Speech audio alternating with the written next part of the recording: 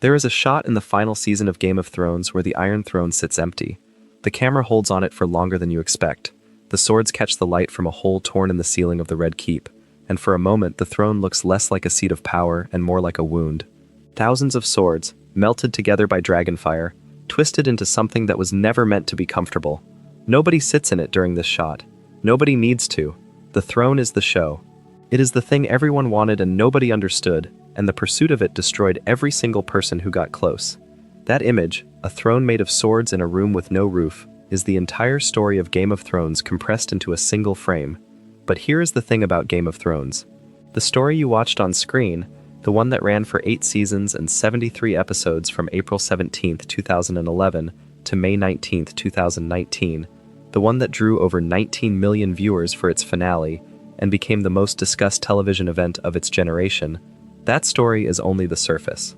Beneath it, there are layers, theories that fans spent years constructing from breadcrumbs, George R.R. Martin scattered across 5 novels and thousands of pages, production decisions that altered the course of the narrative in ways most viewers never knew about, cut characters, abandoned plot lines, secret prophecies, and bizarre fan theories that range from the plausible to the genuinely unhinged. There is an iceberg, and most people only ever saw the part above the water. Tonight, we are going all the way down. Welcome to the long night. Get comfortable, settle in, turn the lights down low. This one is going to take a while, and that is the point. We are going to start at the top of the iceberg, with the things everyone knows, the moments that became part of the cultural vocabulary, and then we are going to sink, layer by layer, deeper and deeper, into the theories and the production secrets and the strange corners of this story that most people never think about. And if you have not subscribed yet, it really does help us keep making these. Let us get into it. The top of any iceberg is the part you can see from a distance. For Game of Thrones, that means the moments that transcended the show itself, the scenes that people who never watched a single episode still somehow know about. And there is no better place to start than the moment that taught an entire generation of television viewers that no character is safe. Ned Stark kneels on the steps of the great Sept of Baelor. It is Season 1, Episode 9. The episode is called Baelor, and it aired on June 12, 2011. Sean Bean, the most recognizable face in the cast, the actor whose name sat at the top of every poster and whose face anchored every piece of marketing HBO released, is on his knees. He has just made a false confession. He has told the crowd that he committed treason, that Joffrey Baratheon is the rightful king, and he has done this because Varys convinced him it was the only way to save his daughters. Cersei promised mercy. The deal was supposed to be simple. Confess, take the black, go to the wall, and live. Joffrey changes the terms. He calls for Ned's head, and in a sequence that still holds up over a decade later, the camera cuts between every face that matters. Cersei, stunned, trying to intervene too late. Sansa, screaming. Arya, in the crowd, being grabbed by Yoren before she can see. Ned himself, looking out at the statue of Baelor, finding something like peace. And then Ilyn Payne swings ice, the Stark ancestral sword, and the screen cuts to black from the point of view of the blade. Think about what that meant in 2011. Television did not do that. Television did not spend an entire season building a protagonist, giving him a moral framework, establishing him as the character the audience was supposed to follow through the story, and then killing him in episode 9 of the first season. The closest precedent was probably Alfred Hitchcock killing Janet Leigh 45 minutes into Psycho, and that was a film, not a series. In a series, you have a contract with the audience. The main character survives. That is the deal.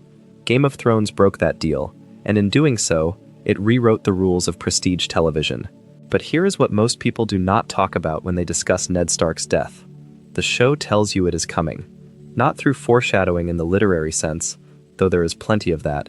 It tells you through the structure of the narrative itself.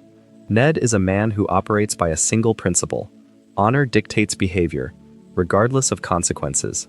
Every decision he makes in King's Landing is filtered through that principle. He warns Cersei before going to Robert. He refuses Renly's offer of men to seize power. He tears up the letter that would have made him protector of the realm with Renly's support. Each of these decisions is honorable.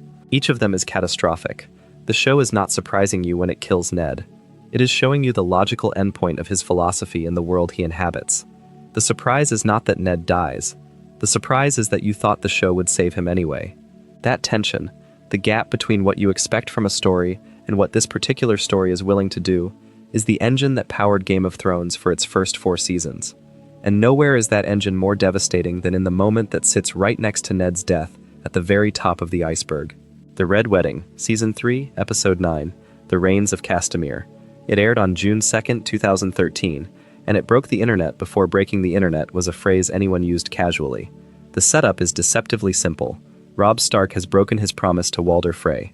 He was supposed to marry one of Frey's daughters, and instead, he married Talisa, a woman he fell in love with on the battlefield. The Starks go to the twins to attend the wedding of Edmure Tully to one of the Frey girls, an attempt to mend the broken pact. It is supposed to be a reconciliation. It is a trap. The sequence begins with music. The band in the hall starts playing The Reigns of Castamere, the Lannister song, and Catelyn notices. She looks at the musicians. She looks at Roose Bolton. She grabs his arm and feels chainmail beneath his sleeve. And in that moment, that single moment where understanding floods her face, the entire trajectory of the show shifts. The doors close, the crossbows come out, Talisa is stabbed in the pregnant belly. Robb takes bolt after bolt and falls. And Catelyn, holding Walder Frey's young wife by the hair, a knife to the girl's throat, bargains for her son's life with the desperate logic of a woman who knows she has already lost. The show does not cut away. It does not spare you. When Catelyn's throat is cut, the screen holds on her face as she slides to the floor, and then it cuts to black, and there are no credits music, just silence. That silence is one of the most effective creative decisions in the history of television. The show does not tell you how to feel about what just happened.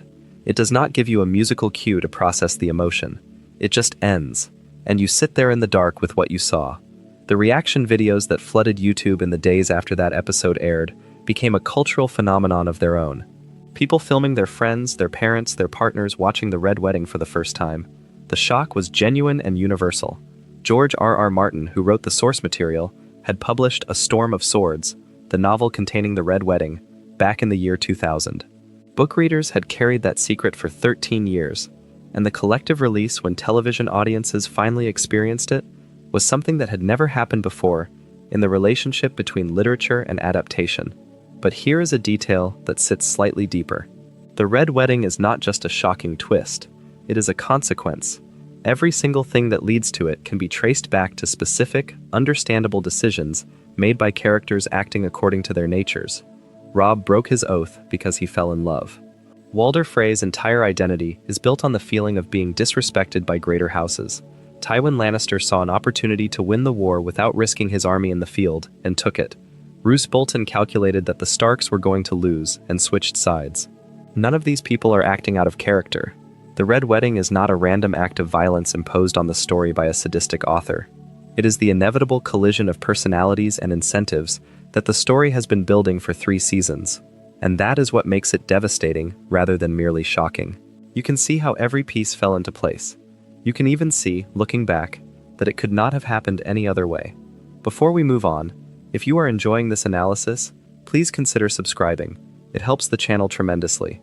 Now, the top of the iceberg contains one more revelation that every fan knows about, one more moment that entered the cultural lexicon so completely that even people who stopped watching the show years ago can tell you about it. And unlike the Red Wedding, this one was not a tragedy. It was a confirmation. It was the answer to a question that fans had been asking for nearly 2 decades.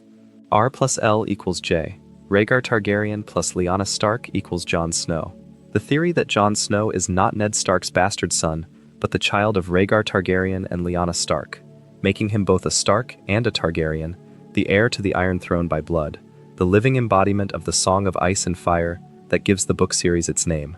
The theory existed in the fan community since the mid-1990s, assembled from clues George R.R. Martin left, scattered across the text like a trail of breadcrumbs leading to a conclusion he clearly intended readers to find.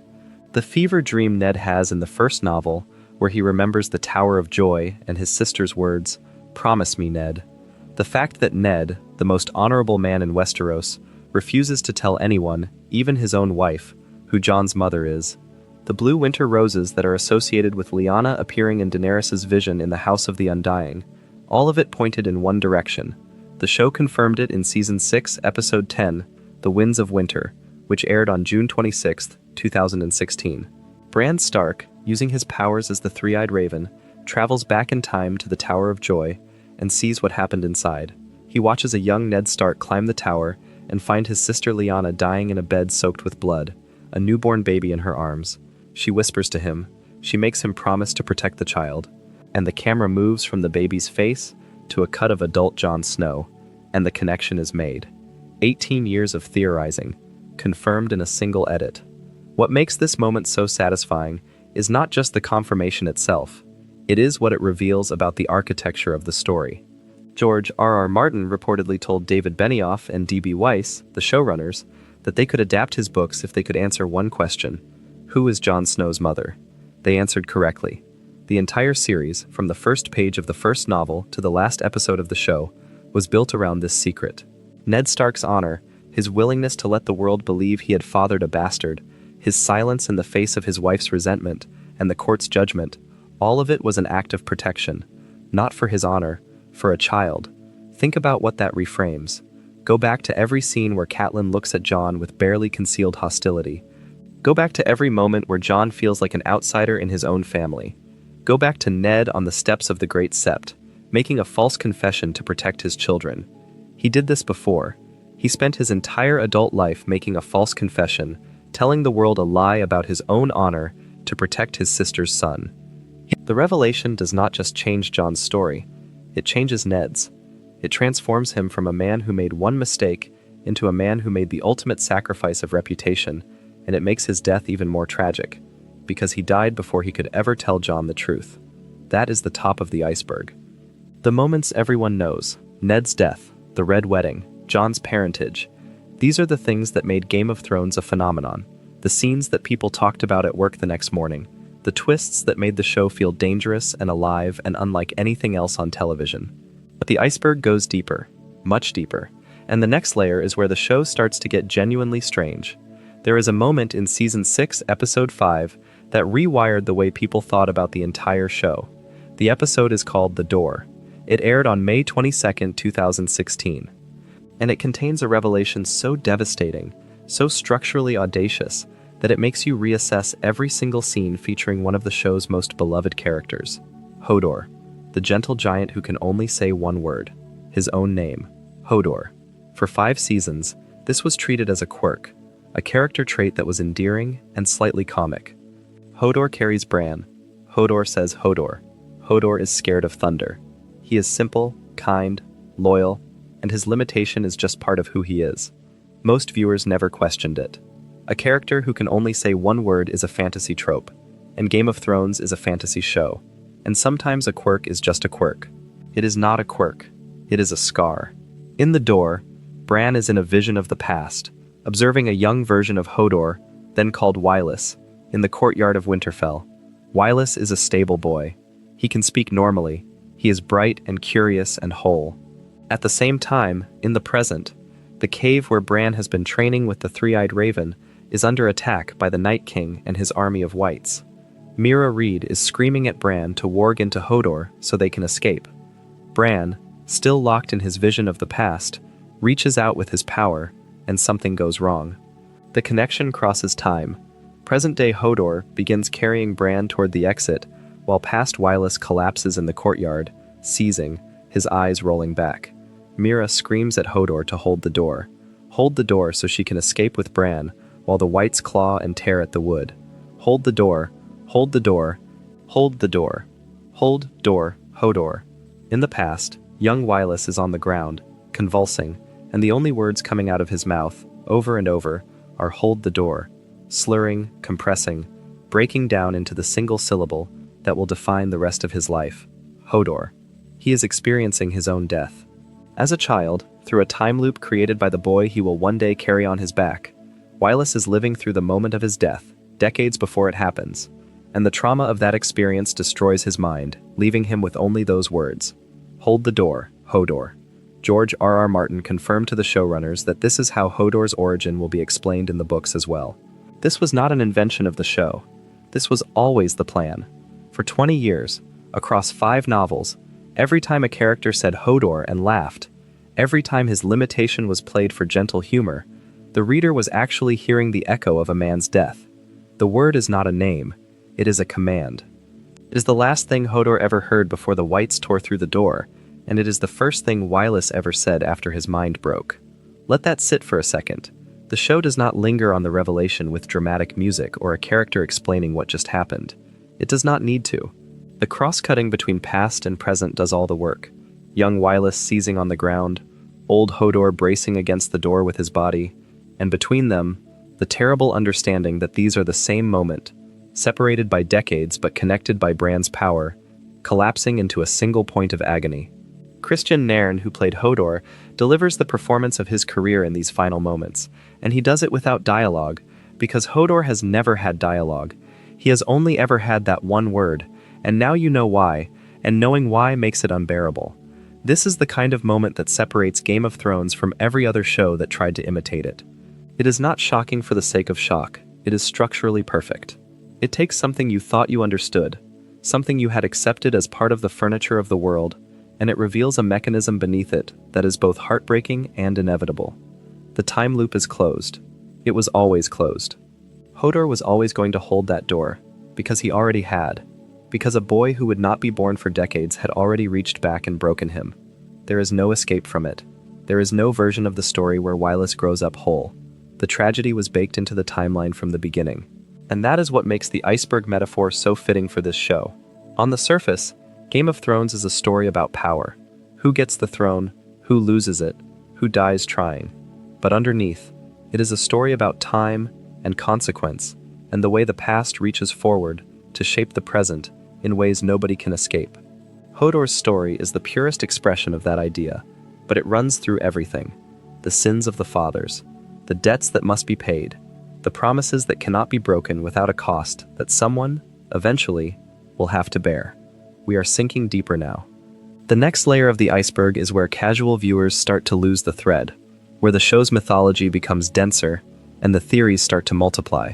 And there is no better entry point than the entity that drives the entire supernatural half of the story, the Night King. The show's ultimate antagonist, the leader of the White Walkers, the existential threat that looms over everything from the opening scene of the very first episode. In the cold open of Winter is Coming, 3 rangers of the Night's Watch ride beyond the wall and find the dismembered corpses of wildlings arranged in a deliberate pattern. One of them is killed, one of them runs. The White Walkers are there from the first frame, and it takes the show 8 seasons to reach the confrontation that opening scene promises. But here is what sits one level below the surface. The Night King is not in the books. He does not exist in George R.R. Martin's novels. He was created specifically for the television show, a decision that gave the White Walker threat a face, a leader, a singular antagonist that the audience could point to and say, that is the enemy. In the books, the others, as they are called, are a collective force, more weather than army, more climate change metaphor than villain. The show needed something different. Television needs a face. And so the Night King was born. His origin is revealed in the same episode that explains Hodor, Season 6, Episode 5, The Door. Bran sees a vision of the distant past, thousands of years before the events of the show, where the children of the forest, the magical beings who inhabited Westeros before humans arrived, perform a ritual on a bound man. Leaf, one of the children, drives a shard of dragon glass into the man's chest, and his eyes turn blue. The first White Walker, the Night King, created as a weapon against the first men, the human invaders who were cutting down the children's sacred weirwood trees and driving them toward extinction. A weapon of desperation that became a weapon of annihilation. Consider what that means. The Night King is not evil in the way a human villain is evil. He is not motivated by power or revenge or ideology. He is a weapon that was aimed at humanity and never turned off. The children of the forest created him to solve a problem, and he became a problem so much larger that it threatened to consume the entire world. There is something almost bureaucratic about the horror of his existence. He was not born, he was manufactured, and the people who made him did not understand what they were making. The show never explores this as deeply as it could have. The Night King has no dialogue. He has no motivation beyond an apparent desire to kill the three-eyed raven, and, by extension, the memory of the world. In Season 8, Episode 3, The Long Night, which aired on April 28, 2019, the living make their stand against the dead at Winterfell, and the Night King is destroyed when Arya Stark drives a Valyrian steel dagger into his chest. He shatters. His army falls. The existential threat that the show spent 8 years building toward is resolved in a single episode, and the remaining 3 episodes deal with the question of who sits on the Iron Throne. This was, and remains, one of the most controversial decisions in the history of the show. Fans had spent years theorizing about the Night King's true nature, his connection to Bran, the possibility that he was a Stark or a Targaryen or something else entirely. The theory that Bran himself was the Night King, that the Three-Eyed Raven's powers had somehow created a loop in which Bran traveled back in time and became the man the children transformed, circulated widely in the years before the final season. None of it came to pass. The Night King was killed. The show moved on, and millions of viewers were left with the feeling that the deepest, most mythologically rich part of the story had been resolved with a surprise attack and a shattered ice sculpture. But there is another way to read the Night King's arc, and it sits on a lower tier of the iceberg entirely. The Night King does not need to be a complex character for his story to work. He is not a character at all. He is a metaphor. He is the thing that happens when you create a weapon without understanding its consequences. He is the climate crisis, the nuclear bomb, the unintended consequence that grows beyond all control. His lack of depth is the point. The truly terrifying things in the world are not complex.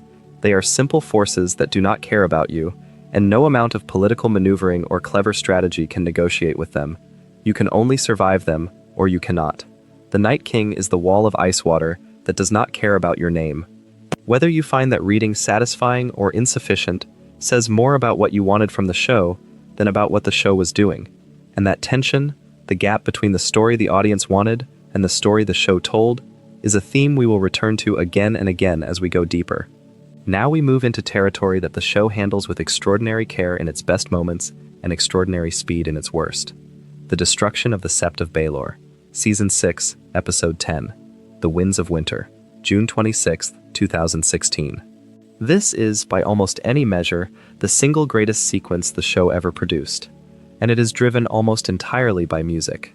The episode opens with a 10-minute sequence that has no equal in television. Cersei is supposed to stand trial before the High Sparrow in the Great Sept of Baelor. She does not attend. Instead, she stands at a window in the Red Keep, drinking wine, watching. The sequence crosscuts between multiple locations and characters, all converging on the Sept, Margaery Tyrell, who begins to realize something is wrong. Lancel Lannister, who follows one of Qyburn's little birds into the tunnels beneath the Sept and discovers the wildfire, the caches of it, barrels upon barrels, with candles burning down toward the green pools. The High Sparrow, who refuses to let anyone leave, and beneath it all, the music. Ramin Djawadi's Light of the Seven is the first time in the entire series that a piano is used in the score. 6 seasons of orchestral arrangements, of strings and drums and choral voices, and then, for the most important sequence the show has ever attempted, a single piano. The effect is devastating. The piano introduces a melody that is quiet, almost liturgical, and as the sequence builds, the instrumentation expands, adding strings, adding organ, adding 2 boy sopranos whose voices echo the little birds that Qyburn has weaponized into his network of child spies. The music tells you something terrible is coming. It tells you this with complete certainty, and it tells you there is nothing anyone can do to stop it. Margaery figures it out. She tells the High Sparrow that Cersei would not be absent without a reason, that they need to leave, now, all of them. The High Sparrow, certain of his authority, orders the Faith Militant to prevent anyone from leaving. And in the tunnels below, Lancel crawls toward the candles, stabbed and bleeding, reaching for them, and does not get there in time. The wildfire ignites. The Sept of Baelor explodes. It is not a typical television explosion. It is a green column of fire that rises through the floor of a building filled with every important religious and political figure in King's Landing. The High Sparrow, Margaery Tyrell, Loras Tyrell, Mace Tyrell, Lancel Lannister, Kevan Lannister, hundreds of nobles, all of them, in a single moment of green light. Cersei watches from the Red Keep. She sips her wine, and then the consequences arrive even faster than the fire. Tommen, Cersei's last surviving child, watches the explosion from his window. He takes off his crown. He steps onto the ledge. He falls. The camera does not follow him down. It holds on the open window, and the absence is more devastating than any shot of impact could be. Cersei has won. She has destroyed every one of her enemies, and the cost is everything she claimed to be fighting for. The reason this sequence works so well, The reason it is regularly cited as the best sustained piece of filmmaking in television history is that it does not cheat. Every element has been set up. The wildfire caches beneath King's Landing were established in Season 2, when Tyrion used them to destroy Stannis' fleet at the Battle of the Blackwater. The prophecy that all of Cersei's children would die was delivered in Season 5. The High Sparrow's hubris, his absolute certainty that he was untouchable within his own domain, was built across 2 full seasons. Cersei's willingness to burn everything, rather than submit, was the defining feature of her character from the first episode. None of this comes from nowhere. All of it lands because the show earned it. And Ramin Djawadi earned it too. The composer had scored 59 episodes before this one, and in all of them, the piano had been absent. He tried other instruments for the Sept sequence. Harp, strings alone. Nothing worked. The piano worked because it was new. The audience's ear was not prepared for it, and that unfamiliarity created a sense of dread that no amount of orchestral bombast could match. The piece reached #1 on Billboard's Spotify Viral 50 chart. It was nominated by the International Film Music Critics Association for Film Music Composition of the Year. It is, and this needs to be stated plainly, one of the most important pieces of music ever composed for television. The destruction of the Sept is a turning point for the show in ways that extend beyond the plot. It is the moment when Cersei stops being a political operator and becomes something closer to a force of nature. It is the moment when the show demonstrates, with absolute clarity, that it is willing to erase entire storylines, entire families, in a single sequence. The Tyrells, who had been major players for 3 seasons, are gone. The Faith Militant, who had dominated the King's Landing storyline for 2 seasons, are gone. The political landscape of the show is reset to 0, and in the vacuum, there is only Cersei, sitting on the Iron Throne, wearing black, with nobody left to fight for and nothing left to lose. That is not a small thing, and it is not something the show ever fully grapples with. The consequences of the Sept's destruction, the fact that Cersei just committed the largest act of domestic terrorism in Westerosi history and somehow maintained her grip on power, are never explored with the depth they deserve. The common people of King's Landing do not revolt. The other great houses do not unite against her immediately. The political implications are staggering, and the show moves past them with a speed that would become characteristic of its later seasons. But in the moment, in those 10 minutes, none of that matters. In the moment, it is perfect. We are deeper now. The iceberg is getting darker, the water colder. The theories down here are the ones that keep fans arguing years after the show ended. The ones built from fragments of text and whispered dialogue, and the specific choices George R.R. Martin made about what to reveal and what to withhold. And the deepest of all the prophecies, the one that runs like a vein of fire beneath the entire story, is the prophecy of Azor Ahai. In the mythology of the show's world, Azor Ahai was a legendary hero who lived thousands of years before the events of the story. During a period of darkness called the Long Night, the first Long Night, when the White Walkers first threatened to destroy all life, Azor Ahai forged a sword of living fire called Lightbringer. To temper the blade, he drove it through the heart of his wife, Nissa, and her sacrifice gave the sword the power to defeat the darkness.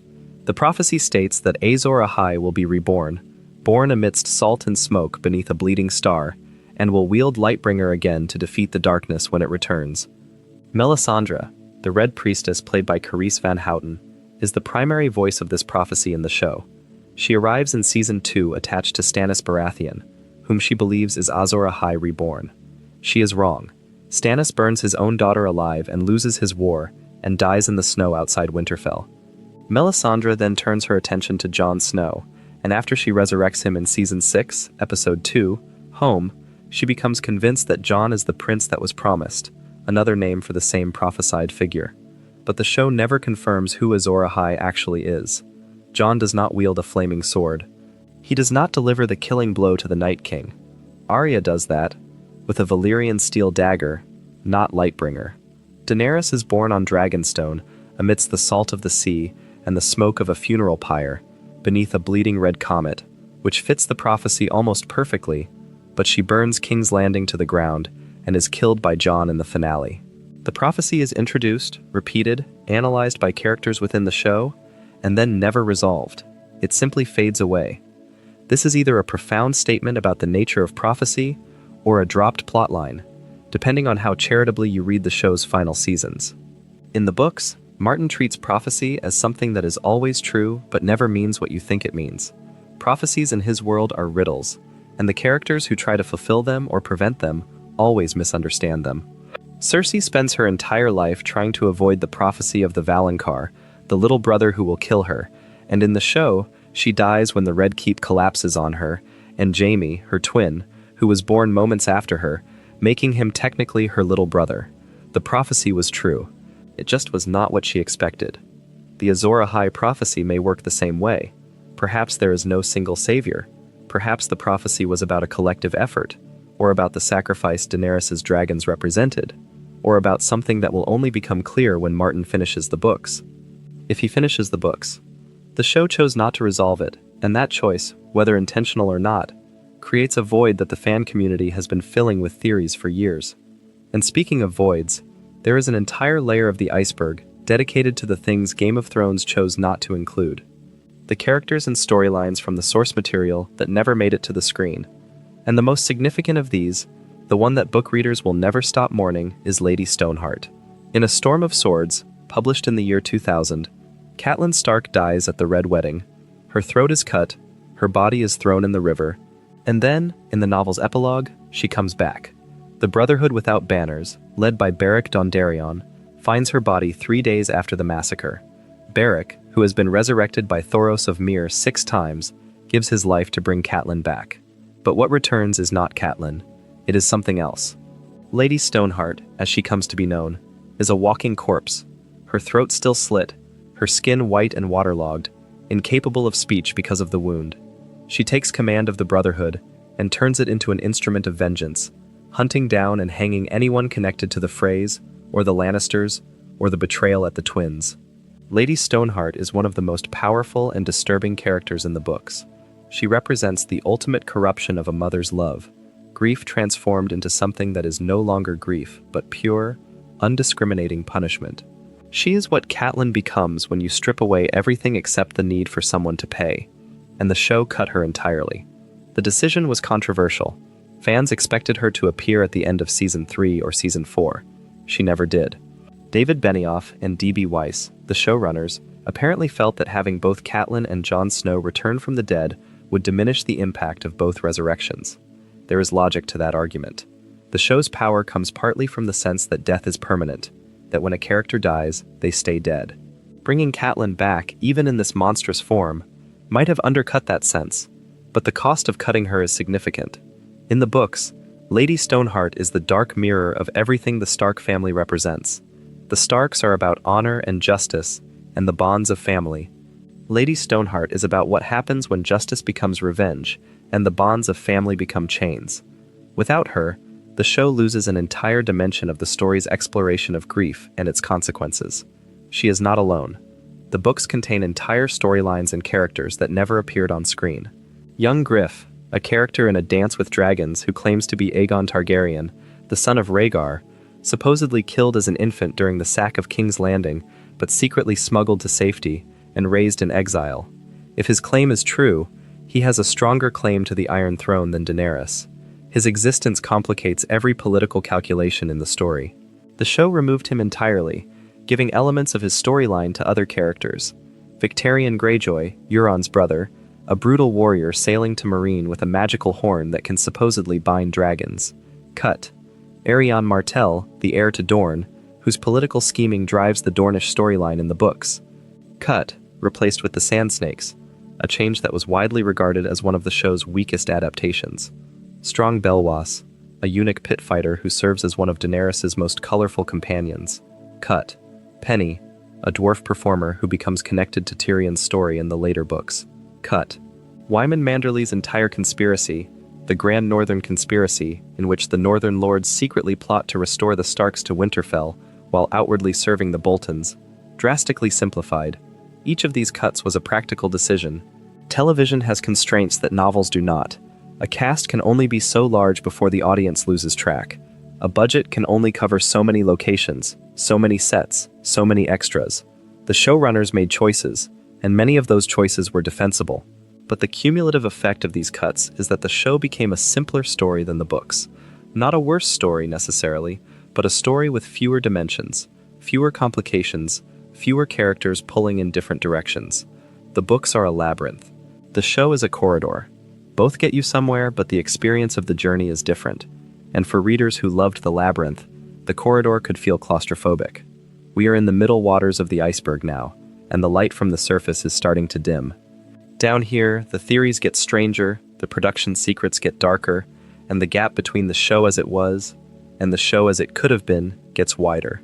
And there is no better starting point for this layer than the show you almost never got to see. The unaired pilot. Game of Thrones had a pilot before it had a pilot. In 2009, HBO filmed a version of the first episode that was, by most accounts, a disaster. The details have been assembled over the years from interviews, convention panels, and the occasional leaked piece of information, because the episode itself has never been released to the public. What we know is this: Tamsin Merchant played Daenerys Targaryen, not Emilia Clarke, a different actress, in a different interpretation of the role, filming scenes in Morocco that would later be completely reshot. Merchant has spoken about the experience in interviews, describing it as something she tried to back out of during the contract process, was talked into by persuasive people, and ultimately found herself, in her words, naked and afraid in Morocco, on a horse that was clearly much more excited to be there than she was. The pilot had problems beyond casting. Reports indicate that many viewers who screened the early cut did not understand that Jaime and Cersei were siblings, which meant that the central inciting incident of the story, Bran catching them together, Jaime pushing Bran from the tower, had no impact. Think about what that means. The twist that launches the entire plot, the secret that drives the political machinations of the first 4 seasons, was unclear to the audience. The pilot failed at the most basic level of storytelling. HBO made the extraordinary decision to essentially reshoot the entire episode rather than abandon the project. The recasting of Daenerys was the most visible change. Emilia Clarke took over the role and brought to it a quality that Merchant, by her own description, may not have fully committed to. But the reshoots went beyond casting. Scenes were restructured, relationships were clarified. The entire opening at the Wall, with the Night's Watch Rangers encountering the White Walkers, was refined. The episode that eventually aired on April 17, 2011, Winter is Coming, is a fundamentally different piece of television from the pilot that was shot in 2009. HBO programming chief Michael Lombardo later indicated that the chemistry between Merchant's Daenerys and Jason Momoa's Khal Drogo was lacking, which was a significant factor in the recasting. Emilia Clarke went on to earn 4 Emmy nominations for the role.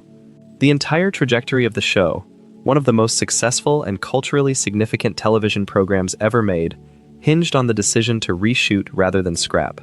That decision cost millions of dollars and represented a gamble on the part of HBO executives who believed in the material even when the first attempt to bring it to the screen failed. There is something instructive about this. The show that changed television almost did not exist. The version that was filmed first was bad enough that it could have killed the project entirely. Every moment we have discussed, Ned's death, the Red Wedding, the Sept of Baelor, all of it depended on someone at HBO looking at a failed pilot and saying, "This is not working yet, but it could work." That is a very different kind of creative courage than the kind we usually celebrate. It is not the courage to take risks, it is the courage to recognize failure and try again. And there is another detail about the unaired pilot that sits on an even lower tier of the iceberg. Jennifer Ehle was originally cast as Catelyn Stark.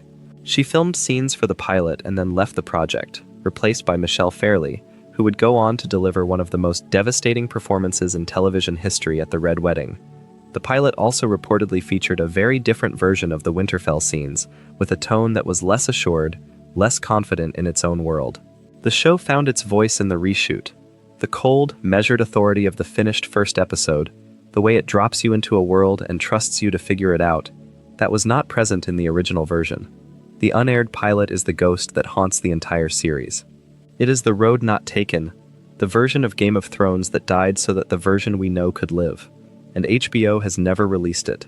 It sits in a vault somewhere, the most famous piece of unreleased television in history, and every year, fans petition for its release, and every year, it stays locked away. Now, there is a theory that lives on this tier of the iceberg that is so strange, so elaborate, and so weirdly well supported, that it has become a kind of legend in the fan community. It is called Bolt-On, and it concerns Roose Bolton. Roose Bolton, as presented in both the books and the show, is one of the most unsettling characters in the story. He is pale, quiet, speaks in whispers, rarely shows emotion, and has eyes that are described as the color of ice. In the show, he is played by Michael McElhatton, with a stillness that borders on the uncanny. He is the man who betrays Robb Stark at the Red Wedding, driving a knife into the young king's heart while whispering, "The Lannisters send their regards." He is calculating, cold, and profoundly dangerous, and according to the Bolton theory, he is not human. The theory, which originated in the A Song of Ice and Fire fan community, proposes that Roose Bolton is an immortal creature who has been keeping himself alive for centuries by flaying other people and wearing their skins. The name Bolton is a play on his family name and the idea that his faces are bolted on, replaceable, interchangeable. The Boltons' ancient practice of flaying their enemies is not, according to this theory, a tradition. It is a technique. Roose flays people because he needs their skin. The evidence, and it must be said that this is all circumstantial, is more compelling than it has any right to be. In the books, Roose is described as having an agelessness about him.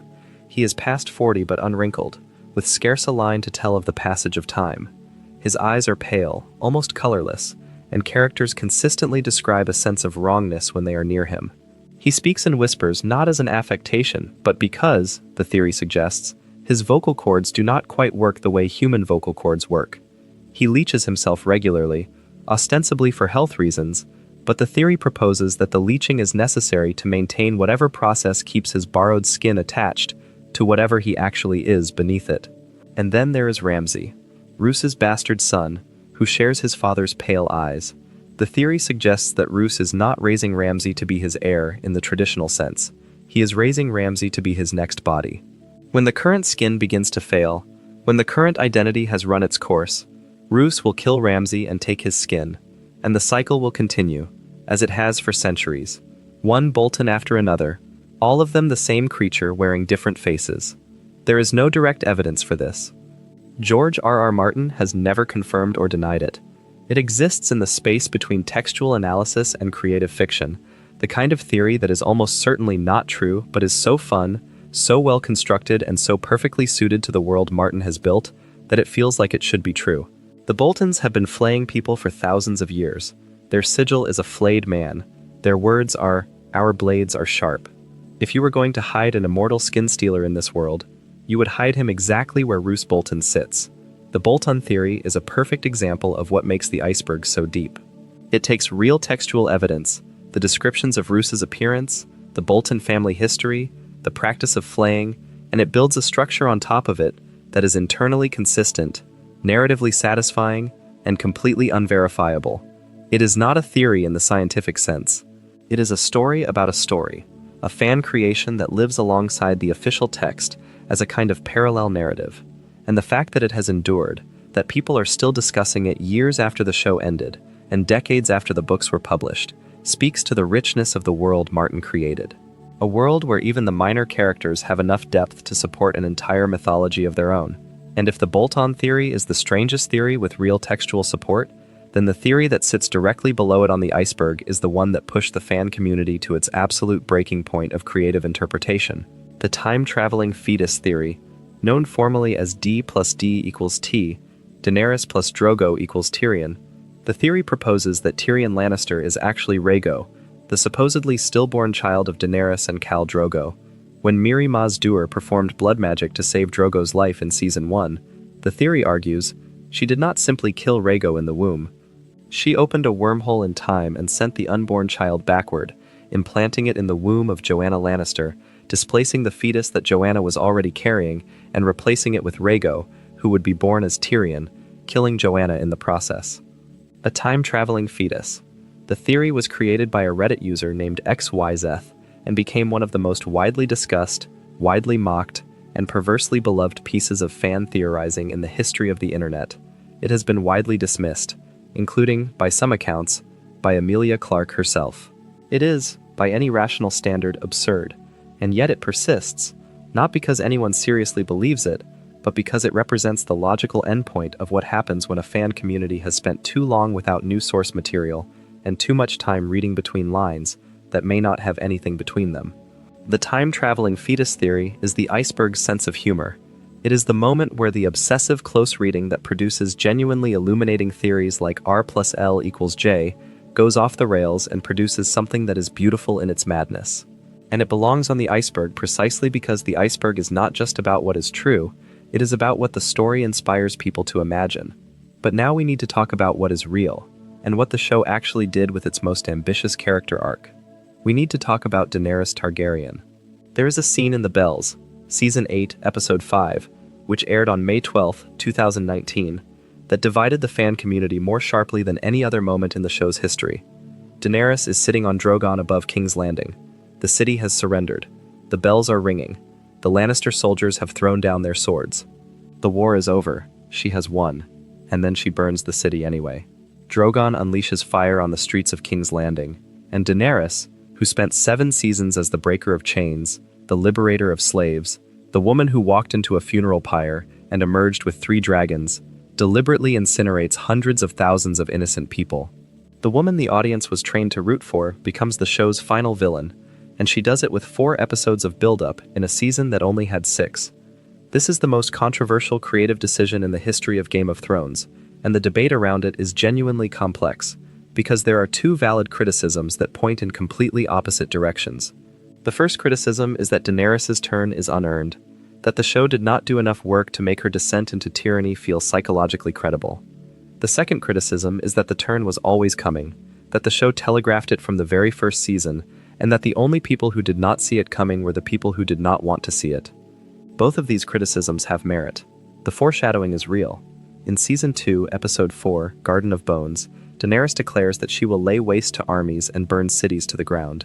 In the same season, she has a vision in the House of the Undying of the throne room destroyed, covered in what appears to be snow but could also be ash.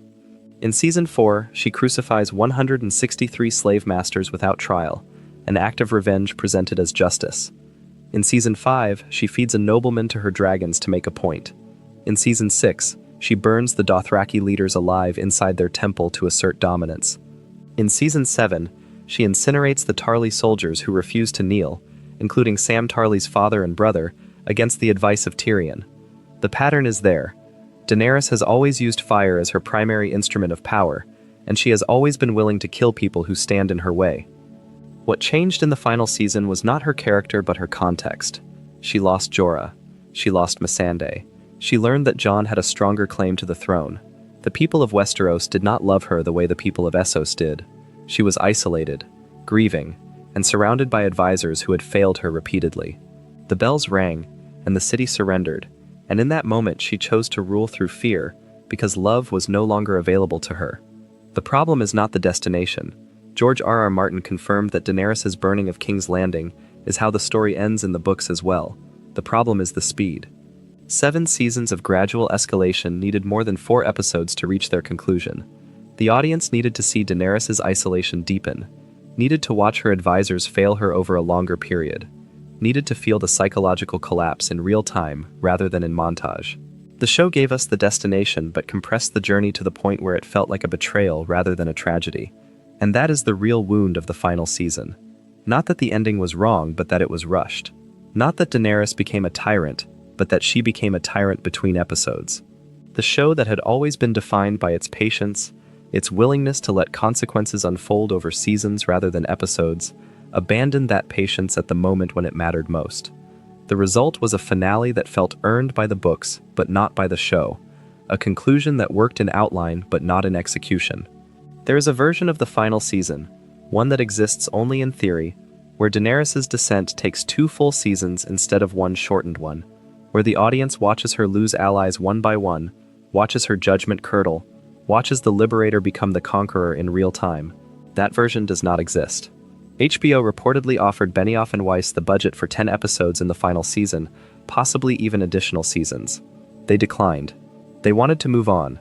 And so the show that rewrote the rules of television ended with a season that felt like it was running for the door. Before we move on, if you are enjoying this analysis, please consider subscribing. It helps the channel tremendously. We are deep in the iceberg now, in the waters where the light does not reach, where the theories shade into production history, and the production history shades into the uncanny.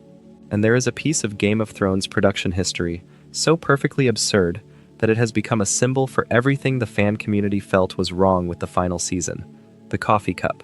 Season 8, Episode 4, The Last of the Starks, which aired on May 5, 2019.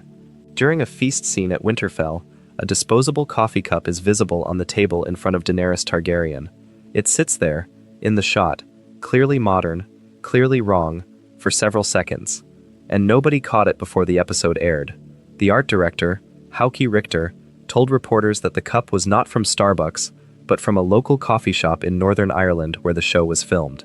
He attributed the oversight to the exhaustion of the crew following the grueling shoot for The Long Night, the battle episode that preceded it.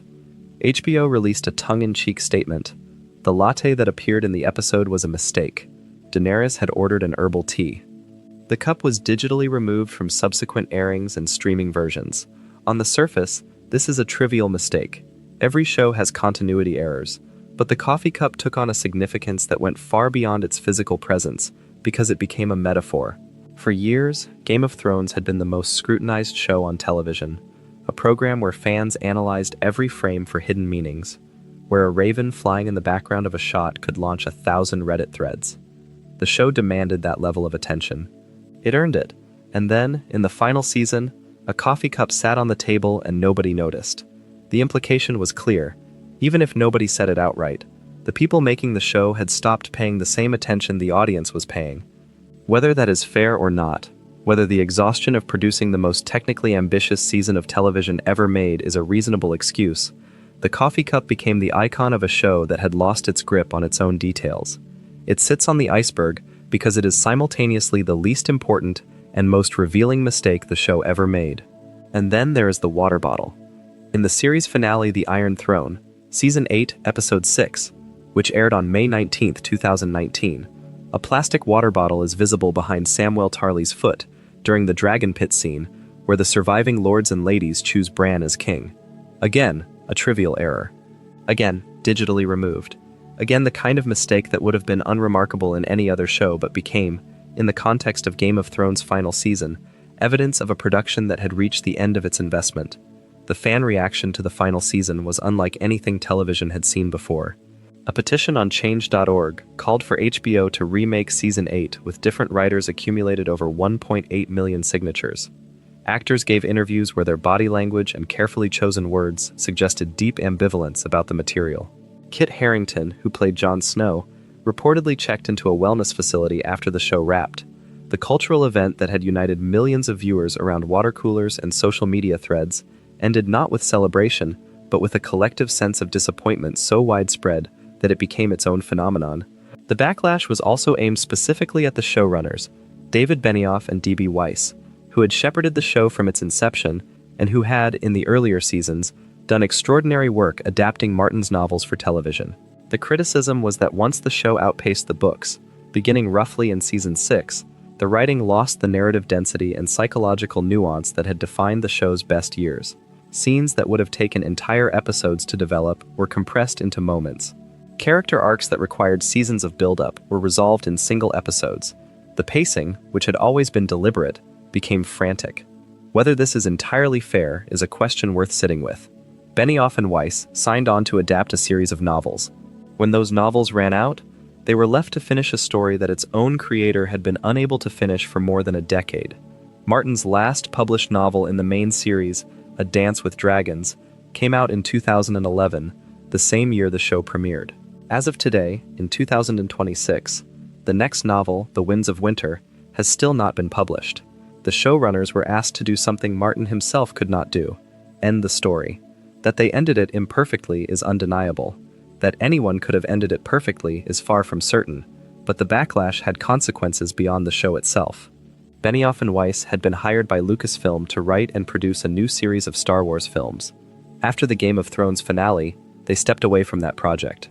They had also developed Confederate, a proposed HBO series set in an alternate history where the Confederate States of America had won the Civil War. The project faced massive backlash on social media, with many people criticizing the premise as trivializing slavery and racism. It was shelved.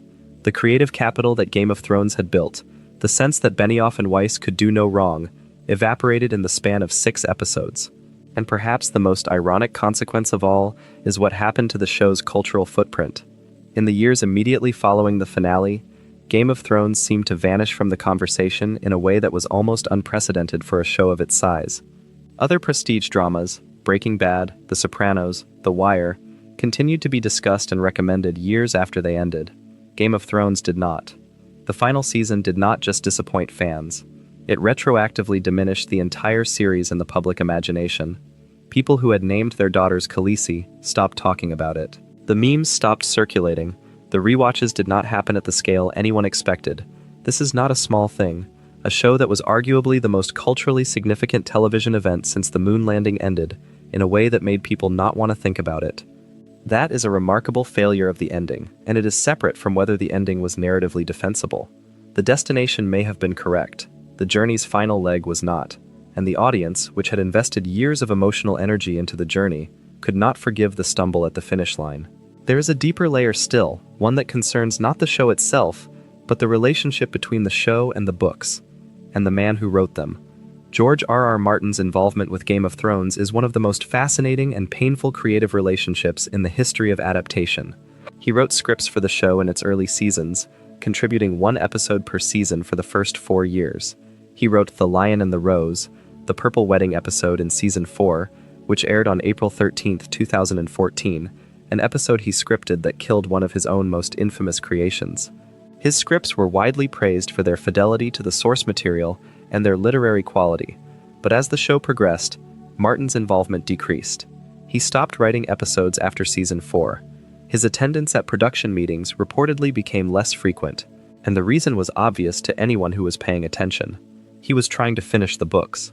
The Winds of Winter was originally expected around 2015, then it was pushed to 2017, then 2018, then 2019, then it stopped being given dates at all.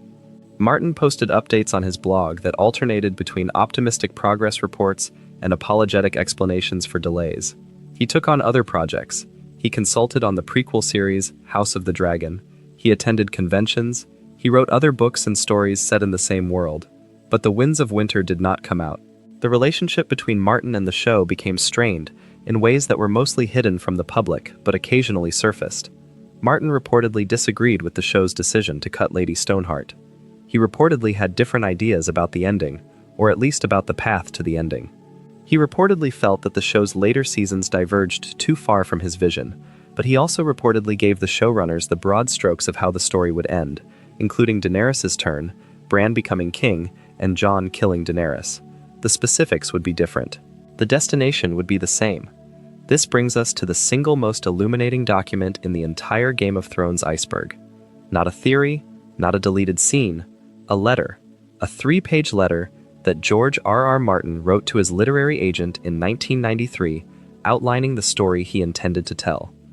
The letter was briefly shared online via the UK bookseller Waterstones before being taken down, but the internet never forgets, and the contents of that letter have been analyzed, debated, and marveled at ever since.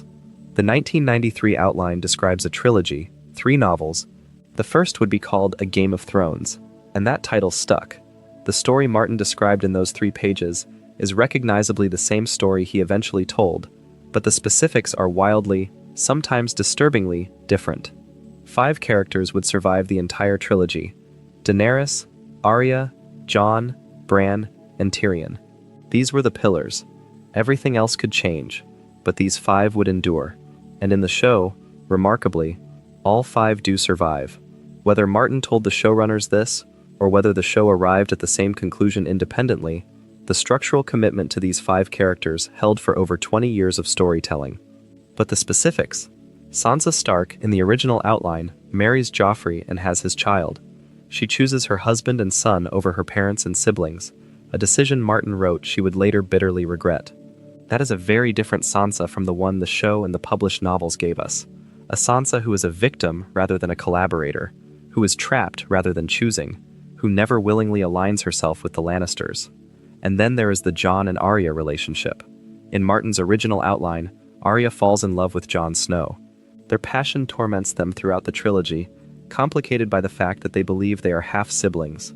The outline also describes a deadly rivalry between Tyrion and Jon over Arya's affections, with Tyrion falling in love with Arya despite the feeling being unreciprocated. Think about that for a second. The original plan for A Song of Ice and Fire included a love triangle between Jon Snow, Arya Stark, and Tyrion Lannister. The woman who became Jon's sister figure was originally his love interest. The man who became Sansa's protector and political ally was originally obsessed with Arya. The emotional architecture of the story was fundamentally different. Jon's romance with Ygritte, his relationship with Daenerys, Arya's training with the Faceless Men, none of that was in the original plan. Catelyn Stark was supposed to die at the hands of the others, not at the Red Wedding. The others, in the original outline, invade Winterfell, and the Starks are driven south. There is no Red Wedding. No Walder Frey, no Roose Bolton's betrayal. The mechanism by which the Stark family is broken is completely different, and the Red Wedding, one of the most famous events in modern fiction, did not exist in Martin's original vision. It was invented later, as the story evolved and expanded beyond the boundaries of the outline. The letter also mentions that the story would be a trilogy. 3 books. Martin has written 5 so far, with at least 2 more planned, and he has been working on the 6th for over 15 years. The trilogy became a heptology, and the story that was supposed to be told in 3 volumes has sprawled across thousands of pages without reaching its conclusion. The 1993 outline is not just a curiosity, it is evidence of how dramatically a story can change in the telling, and how the best version of a story is often not the first version, but the one that emerges through years of revision, discovery, and the slow accumulation of better ideas. We are near the bottom of the iceberg now. The water down here is black, and the things that live in it are the theories and details that only the most obsessive, most dedicated, most sleep-deprived corners of the fan community have explored. And one of the most elaborate theories to emerge from those depths is the Grand Northern Conspiracy. The Grand Northern Conspiracy is a theory that applies primarily to the books, though elements of it appear in the show in simplified form. The theory proposes that by the end of A Dance with Dragons, nearly every northern house is secretly plotting to restore the Starks to power in Winterfell, playing Stannis Baratheon and the Boltons against one another, while working behind the scenes to bring about a Stark restoration. The key figure in the conspiracy is Wyman Manderly, Lord of White Harbor, the fattest man in Westeros, and, according to the theory, one of the most dangerous. In A Dance with Dragons, Manderly appears at the Bolton-occupied Winterfell for the wedding of Ramsay Bolton to a girl being passed off as Arya Stark, actually Jane Poole. On the surface, Manderly is a picture of obsequious compliance, a fat lord who eats too much and bows to his new Bolton overlords. But he is also, the text strongly implies, the man responsible for killing 3 Frey guests and baking them into pies, which he then serves at the wedding feast. The Frey pies, sit with what that means for a moment. A lord of the north, outwardly loyal to the Boltons, secretly murders 3 members of the family that betrayed the Starks at the Red Wedding and feeds them to the assembled guests. It is revenge on a scale that is simultaneously medieval and mythological, echoing the legend of the Rat Cook from the Night's Watch stories, a tale about what happens when a man violates guest right. Manderly is not just getting revenge. He is enacting a specific, culturally loaded punishment that carries the weight of thousands of years of Westerosi tradition. The show gives a version of this plot to Arya instead. In the season 6 finale, The Winds of Winter, Arya kills Walder Frey after feeding him a pie made from his own sons, Lothar and Black Walder. In season 7, episode 1, Dragonstone, which aired on July 16, 2017, she goes further, impersonating Walder Frey using a faceless man disguise and poisoning the entire male line of House Frey at a feast. The show transferred the Manderly plot to Arya, combining the revenge narrative with Arya's faceless men training in a way that was dramatically satisfying, even if it simplified the political complexity of the book's version. But the Grand Northern Conspiracy goes beyond Manderly. The theory argues that Lyanna Mormont's famous rejection of Stannis, her declaration that Bear Island knows no king but the king in the north, whose name is Stark, is not just a display of loyalty. It is a coordinated political statement, one piece of a larger strategy in which multiple houses signal their allegiance to the Stark cause, while outwardly maintaining neutrality or even nominal support for the Boltons. The Umbers, the Glovers, the Serwins, all of them, the theory suggests, are working together in a conspiracy so well concealed that neither the reader nor the characters within the story can see its full shape. And there is one more element that gives the theory its deepest resonance. Before the Red Wedding, Robb Stark considered the problem of succession. He had no heir. His brothers were believed dead. His sisters were in enemy hands. So Robb, as king in the north, may have signed a document legitimizing Jon Snow, removing him from the Night's Watch, and naming him as his heir. This document, if it exists, is the keystone of the Grand Northern Conspiracy. It would give Jon Snow a legal claim to Winterfell that even the Boltons could not easily dismiss, and the Northern Lords who possess it or know of its existence would have been waiting for the right moment to reveal it. The show never explores this. Jon's return to power in the North comes through the Battle of the Bastards, not through legal documents and political conspiracies. But in the books, where the political complexity is far deeper, the Grand Northern Conspiracy represents one of the most satisfying payoffs that Martin has been building toward, if he ever finishes the story. Speaking of the Battle of the Bastards, Season 6, Episode 9, June 19th, 2016. Directed by Miguel Sapochnik, the man who became the show's go-to director for impossible battles. The episode took 25 days to film. It used 500 extras, 70 horses, 65 stunt performers, and 4 separate camera crews. The budget reportedly exceeded $10 million for a single episode. Director Sapochnik initially estimated he would need at least 28 days for the shoot. When he read the first draft of the script, he revised that estimate to 42. The production scaled back to 25, and the final 3 days required an improvised rewrite when they ran out of time. The result is, by wide consensus, the most viscerally realistic battle sequence ever filmed for television. The centerpiece is a shot that follows Jon Snow through the chaos of the battlefield in what appears to be a single continuous take, though it is actually several shots stitched together. Jon is nearly trampled. He is pushed into a pile of bodies so dense that he cannot breathe, and the camera stays with him, close, suffocating, as the bodies press in from all sides. It is a sequence that does not look like a television battle. It looks like what a battle might actually feel like. Sapochnik drew inspiration from documented accounts of the Battle of Cannae and from Civil War-era photographs and descriptions. The pile of bodies that forms during the battle, trapping the Bolton forces and crushing them, was based on historical accounts of battles where the dead literally formed barricades that altered the terrain. The shot of Jon emerging from the pile, gasping for air, clawing his way toward the surface, is one of the most iconic images the show ever produced. Kit Harington has described the filming of the body pile sequence as one of the most difficult experiences of his career. The extras were piling on top of him in takes that lasted several minutes, and the sense of claustrophobia and panic that comes through on screen was, by his account, not entirely acted. The show had always been willing to put its actors through grueling physical experiences, but the Battle of the Bastards pushed that willingness to its extreme, and then Ramsay dies. After the battle, after Sansa arrives with the Knights of the Vale and turns the tide, after Jon beats Ramsay's face bloody with his bare fists and stops only because he sees Sansa watching, Ramsay is locked in the kennels with his own hounds, the dogs he starved to use against his enemies. Sansa watches as the hounds eat him alive. The camera stays on her face, and what you see there is not satisfaction. It is not joy. It is something colder than either. It is the look of someone who has become capable of watching a man be eaten by dogs and feeling nothing but the certainty that it needed to happen. That is the show telling you something about Sansa that none of her speeches ever do.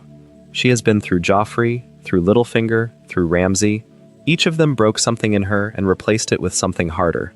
By the time Ramsay dies, Sansa is no longer a victim. She is no longer even a survivor. She is someone who can authorize a murder by dogs and walk away. The girl who wanted to be a princess is gone. What remains is a queen. There is a moment in the show that almost nobody talks about, but it sits on one of the lowest tiers of the iceberg, and it concerns a character who barely has any lines. Podrick Payne. Tyrion's squire, then Brienne's squire, a character who is played largely for comic relief throughout the series. In Season 3, Tyrion sends Pod to a brothel as a gift, and when Pod returns, the sex workers have refused his money, implying that his performance was so extraordinary that they provided their services for free. It is played as a joke. The show returns to it several times. Other characters reference it. It becomes a running gag about Pod the Rod, a pleasant young man with a hidden talent. And on the surface, it is nothing more than that. A joke. A light moment in a show that is otherwise relentlessly dark. But there is another reading, one that sits deeper on the iceberg, and it is this. The scene is Littlefinger's doing. The sex workers at the brothel work for Littlefinger. Tyrion is the hand of the king at this point, one of the most powerful men in Westeros, and Littlefinger has a vested interest in knowing what Tyrion is doing, who he is meeting with, and what his plans are. Sending Pod back with his money unspent is not a compliment to Pod's abilities. It is a message. It is Littlefinger telling Tyrion that he is being watched, that the brothel is under Littlefinger's control, and that any information Tyrion might have shared in an unguarded moment has been heard. The show never confirms this. It is a theory, not a fact. But the theory is interesting because it is an example of how the iceberg works. A joke that sits on the surface can, when examined closely, reveal a mechanism beneath it that reframes the entire scene. The surface reading is Pod has a secret talent. The deeper reading is Littlefinger has eyes everywhere, and Pod is a pawn in a game he does not understand. Both readings can be true simultaneously. That is the architecture of this show at its best. And there is a character arc in this show that works on exactly this principle, a character whose surface reading and deeper reading are in constant, productive tension with each other across 8 seasons. Jaime Lannister, the Kingslayer, the man who pushed a child out of a window in the first episode and spent the next 7 seasons becoming someone the audience was not sure they were allowed to root for. Jaime begins the show as a villain. He is arrogant, incestuous, and casually murderous. He pushes Bran Stark from a tower to protect the secret of his relationship with Cersei. He kills his own cousin to escape captivity. He stabs Ned Stark's men in the streets of King's Landing. The audience is given every reason to despise him. And then, in Season 3, 2 things happen. He loses his hand, and he tells Brienne about the Mad King, the bathtub scene. Season 3, Episode 5, Kissed by Fire, which aired on April 28, 2013. Jaime and Brienne are both in a bath at Harrenhal, and Jaime, weakened by the loss of his hand and the infection that followed, begins to tell Brienne the truth about why he killed the Mad King. Aerys Targaryen, in the final days of Robert's rebellion, ordered his pyromancers to ignite the caches of wildfire hidden beneath King's Landing. He wanted to burn the entire city rather than let it fall to the rebels. He told Jaime, his own Kingsguard, to bring him his father's head. And Jaime chose. He killed the Mad King. He saved 500,000 people. And the world called him Oathbreaker. The world called him man without honor. Nobody ever asked him why he did it. The show does not add music to tell you how to feel about this. It does not need to. Nikolaj Coster-Waldau delivers the monologue with increasing desperation, his voice cracking, and by the end of it, the word Kingslayer, which had been an insult for 2.5 seasons, has been completely reframed. It is not an insult. It is a description of the most morally courageous thing any character in the show has ever done. Jaime killed a king to save a city, and he never told anyone. He never defended himself. He absorbed the contempt of an entire continent, because the truth would have meant nothing to people who had already decided what he was. Consider what that does to the viewer's relationship with the character. Everything you thought you knew about Jaime is wrong, and the show has been telling you it was wrong since the beginning, but you were not listening because you had already decided, just like everyone in Westeros had decided, that the man who breaks his oath is the man without honor. The gap between Jaime's reputation and Jaime's reality is the show's deepest exploration of the difference between what people believe and what is true. And then the show does something remarkable. Over the next 5 seasons, Jaime slowly, painfully, makes choices that bring his actions into alignment with his one genuinely noble act. He sends Brienne to find and protect the Stark girls, honoring his oath to Catelyn. He goes to Dorne to rescue Myrcella. He fights at Winterfell against the dead. And in Season 8, Episode 2, A Night of the Seven Kingdoms, which aired on April 21st, 2019, he knights Brienne of Tarth. That scene, the fire is burning low. The survivors of the living are gathered in the Great Hall of Winterfell, waiting for an army of the dead to arrive. They are drinking and telling stories because there is nothing else to do. Tormund asks why Brienne is not a knight, and when he learns that tradition forbids it, he says any knight can make another knight. And Jaime stands. He draws his sword, and he knights her. Brienne's face in that moment is one of the most emotionally devastating images the show ever produced. Gwendolyn Christie, who plays Brienne, does more in that reaction shot than most actors accomplish in entire careers. The tears that fill her eyes are not tears of sadness. They are tears of recognition. She has spent her entire life being mocked, being doubted, being told she cannot be what she wants to be, and the man who is standing in front of her, bestowing the title, is the same man who threw a child from a window. The Kingslayer makes the truest knight. The Oathbreaker keeps his word. The man the world despises is the one who sees her clearly. It is the best scene in the final season. It may be the best scene in the entire show. And then, 3 episodes later, Jaime goes back to Cersei. He leaves Brienne in Winterfell. He rides south. He returns to the woman he has been trying to leave for the entire series, and he dies with her in the rubble of the Red Keep as King's Landing burns. The redemption arc, the 7-season journey from villain to hero, is abandoned in a single episode. Jaime's last words are about Cersei. His last act is holding her as the ceiling collapses. The knight who stood in the light goes back to the dark. The fan reaction was volcanic. People felt betrayed. They had invested in Jaime's redemption, had cheered his growth, had believed that the show was telling a story about a man who could become better. And then the show said no, that is not the story. The story is that some people cannot leave. The story is that the pull of the familiar, of the toxic, of the person you have loved your whole life, is stronger than the pull of the good. Jaime is not redeemed. Jaime was never going to be redeemed. The bath in Harrenhal told you who he could have been. His death in the rubble told you who he was. Whether this is brilliant or a failure depends on what you believe about character. Can people change, fundamentally, permanently? Or do they orbit the same center of gravity no matter how far they travel? The show argues the latter. Jaime orbited Cersei. He always would. The knighting of Brienne was real, but it was not enough to break the orbit. Nothing was. That is a very dark reading of human nature, and it is one that the show commits to with uncomfortable consistency. Theon returns to the Ironborn ways before returning to the Starks. The Hound cannot stay away from violence. Daenerys cannot stop burning things. Cersei cannot stop seeking power. The characters who change, truly change, are rare, and the show treats their transformations as miracles rather than expectations. Jon comes back from the dead a different man. Sansa survives and becomes harder. Arya learns to kill and then chooses not to let it define her. These are the exceptions. Jaime is the rule. We are at the bottom of the iceberg now, in the deepest waters, where the theories and the production secrets and the thematic analysis all converge into a single, enormous question that the show never quite answers, and the books may never get around to addressing.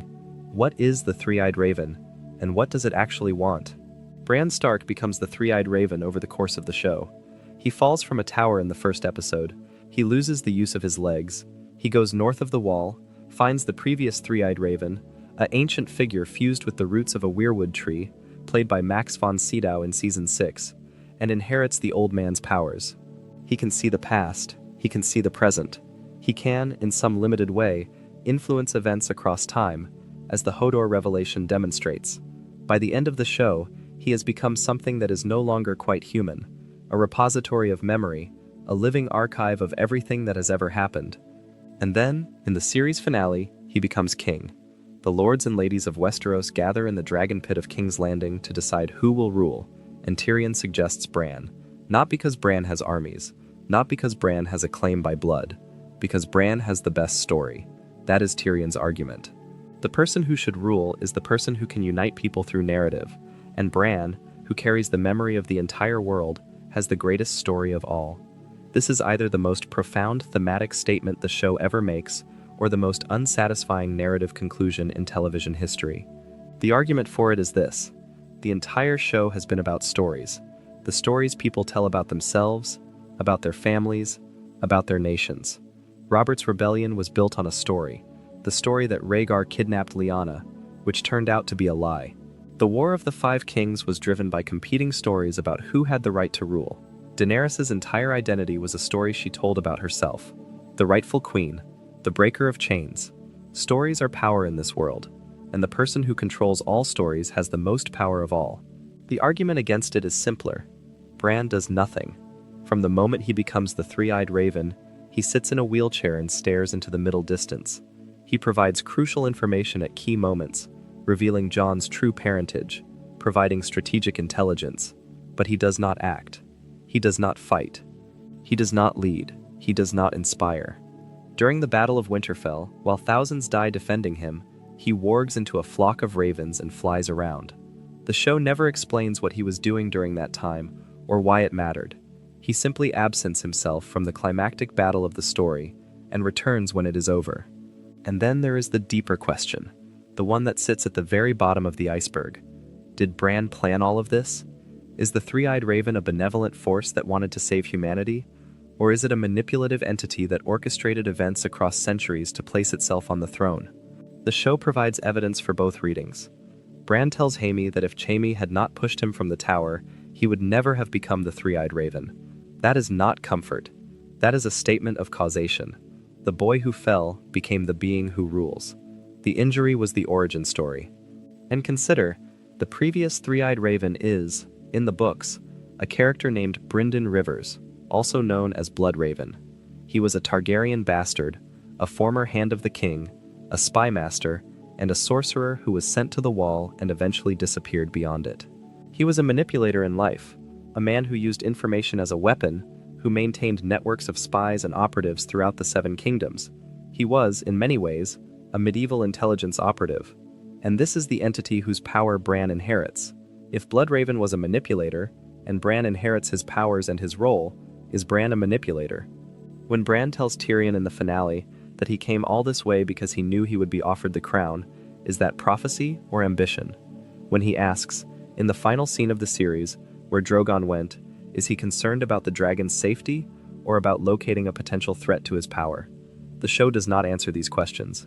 It presents them and lets them hang, and the fan community has been constructing answers ever since, building theories that range from Bran as a benevolent god king to Bran as the most effective villain in the history of the show, a being that manipulated the entire story across thousands of years of weirwood-connected time travel to put himself on the throne. The Night King, in this reading, was not the final threat. Bran was. The Night King was just the crisis that Bran needed to consolidate power, to make himself seem necessary, to position himself as the only possible ruler after the conventional candidates had been destroyed. There is no evidence that Martin intended this. There is no evidence that the showrunners intended this. But the ambiguity is real, and the fact that the show leaves it unresolved is either a failure of craft or a masterstroke of thematic design.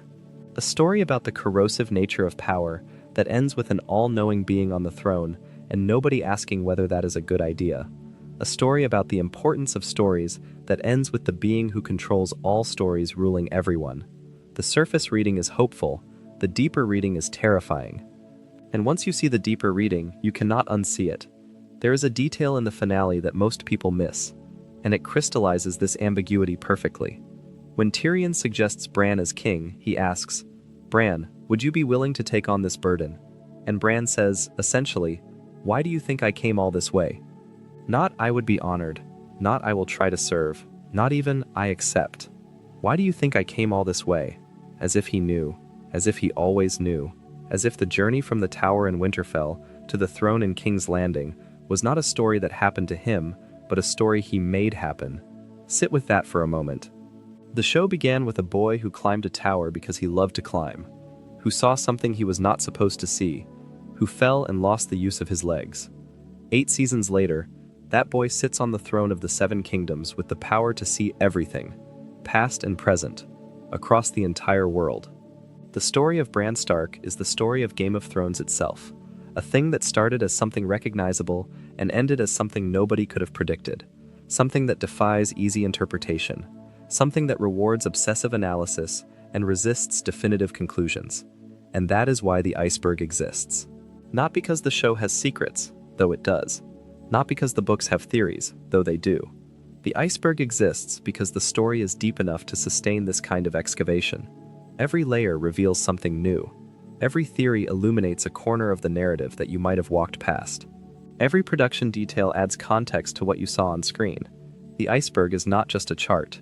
It is a testament to the complexity of what George R.R. Martin created and what David Benioff and D.B. Weiss, for all their stumbles, brought to the screen. There is one more layer. One more theory that sits at the absolute bottom of the iceberg, in the deepest, coldest water, where only the most dedicated explorers ever go, and it concerns not a character or a plot point, but the story itself. The theory is this: A Song of Ice and Fire is not a fantasy novel with political elements. It is a political novel with fantasy elements. The White Walkers, the dragons, the magic, all of it is secondary to what the story is actually about, which is the way power is acquired, maintained, and lost in human societies. The fantasy elements are a metaphor. They are the thing the characters do not want to deal with. the existential threat they ignore because they are too busy fighting each other for the throne. Climate change, in other words. The long night is coming, and the kings and queens of Westeros are arguing about who gets to sit in a chair made of swords. Martin has been open about this reading. He has spoken in interviews about how the real enemy in his story is not the others or any human faction, but the inability of human beings to cooperate in the face of existential threats. The Wall is not just a fantasy structure. It is a metaphor for every barrier humanity builds to separate itself from problems it does not want to see. The Night's Watch is not just a military order. It is the organization that sounds the alarm about a crisis that nobody in power wants to acknowledge. And the show ends with the Wall gone and the threat defeated. But nothing fundamentally changed about the political system that ignored the threat in the first place. Bran sits on a throne. A small council meets to discuss sewage and shipbuilding. The great houses still hold their lands and their grudges. The wheel that Daenerys promised to break was not broken. It just got a new person sitting on top of it. That is either a statement about the futility of revolutionary change or a setup for the next cycle of the same conflicts. It is either a tragedy or a comedy, depending on where you stand. And Martin, who loves ambiguity, who loves stories that resist easy interpretation, would probably say it is both. The Jojen paste theory belongs down here too, at the bottom of the iceberg, where the theories become genuinely disturbing. In A Dance with Dragons, Bran eats a paste made from weirwood seeds that is given to him by the children of the forest. The paste tastes of blood. It has veins of red running through it, and after eating it, Bran's green sight powers intensify dramatically. The theory proposes that the paste does not contain weirwood seeds at all, or at least not only weirwood seeds. The theory proposes that the children killed Jojen Reed and ground his body into the paste, and that Bran's expanded powers come not just from the weirwood, but from consuming human blood and flesh. The evidence is circumstantial but pointed. In the books, Jojen becomes increasingly despondent as they approach the Three-Eyed Raven's cave. He has green dreams, prophetic visions, and there are strong hints that he has foreseen his own death. After they enter the cave, Jojen is barely mentioned. Bran does not see him again in any clear way, and the paste, when Bran eats it, is described with imagery that evokes blood rather than plant material. The vision Bran has after consuming it includes a scene of someone being sacrificed at a weirwood tree in Winterfell's Godswood, blood flowing into the roots. The vision ends with the words, "Brandon Stark could taste the blood." The show handled this differently. In the show, Jojen is killed by whites outside the cave before they even enter it. In Season 4, Episode 10, The Children, which aired on June 15, 2014. The show eliminated the possibility of the Jojen paste theory by killing the character in a different way, at a different time, for a different reason. But in the books, the theory remains unresolved, and it raises deeply uncomfortable questions about the children of the forest, and about Bran's transformation into the Three-Eyed Raven. If Bran ate Jojen, knowingly or unknowingly, then his powers are built on a sacrifice he did not consent to. If the children of the forest fed him human remains, then they are not the gentle, nature-loving beings they appear to be, but something far more calculating and morally ambiguous. The children who created the Night King, who weaponized a man against his will, who have been living in caves for thousands of years while humanity struggled with the consequences of their creation, are capable of anything. The Jojen paste theory, if true, would mean that the same beings who created the existential threat of the White Walkers also created the being who would eventually rule humanity. The Three-Eyed Raven, powered by human sacrifice, created by an ancient species with a grudge against mankind, sitting on the Iron Throne. That is the deepest level of the iceberg.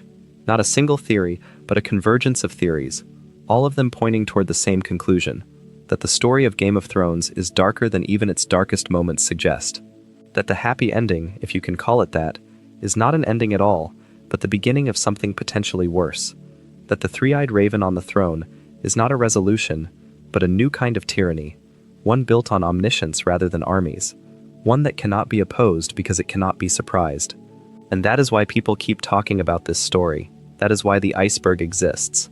Because even after 8 seasons, even after the backlash, even after the disappointment, and the memes, and the coffee cups, and the petitions, the story that George R.R. Martin created is deep enough to sustain this kind of analysis.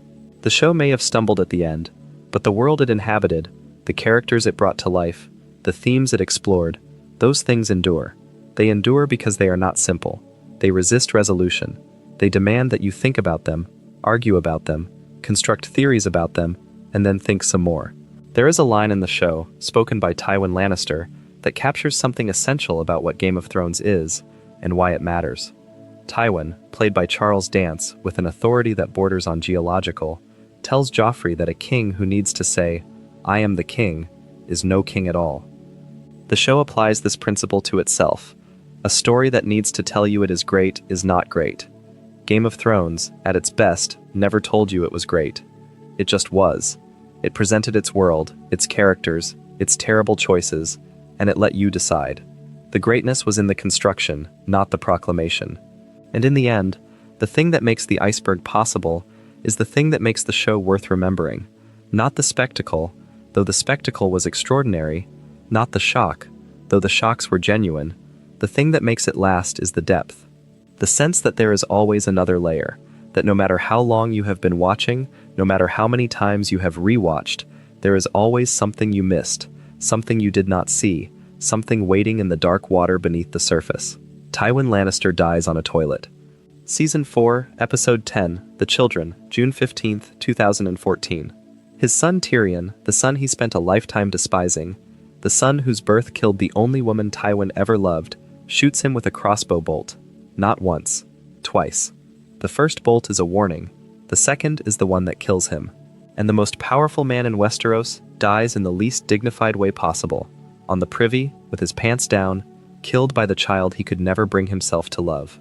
The scene is the culmination of a relationship that the show explored, with more nuance and more pain than almost any other. Tywin hates Tyrion. He hates him for killing Joanna in childbirth. He hates him for being a dwarf, for drinking, for whoring, for being, in Tywin's eyes, a stain on the Lannister legacy. But he also needs Tyrion. Tyrion is the smartest Lannister, the best strategist, the most capable politician. Tywin knows this. He uses Tyrion when it serves him, as Hand of the King, as Master of Coin, as a tool. And then, when Tyrion is accused of killing Joffrey, Tywin lets the trial proceed, knowing it will end with Tyrion's execution. The show never quite tells you whether Tywin would have let Tyrion die. In the privy scene, with the crossbow pointed at him, Tywin tells Tyrion that he would never have let them execute him. He is his son.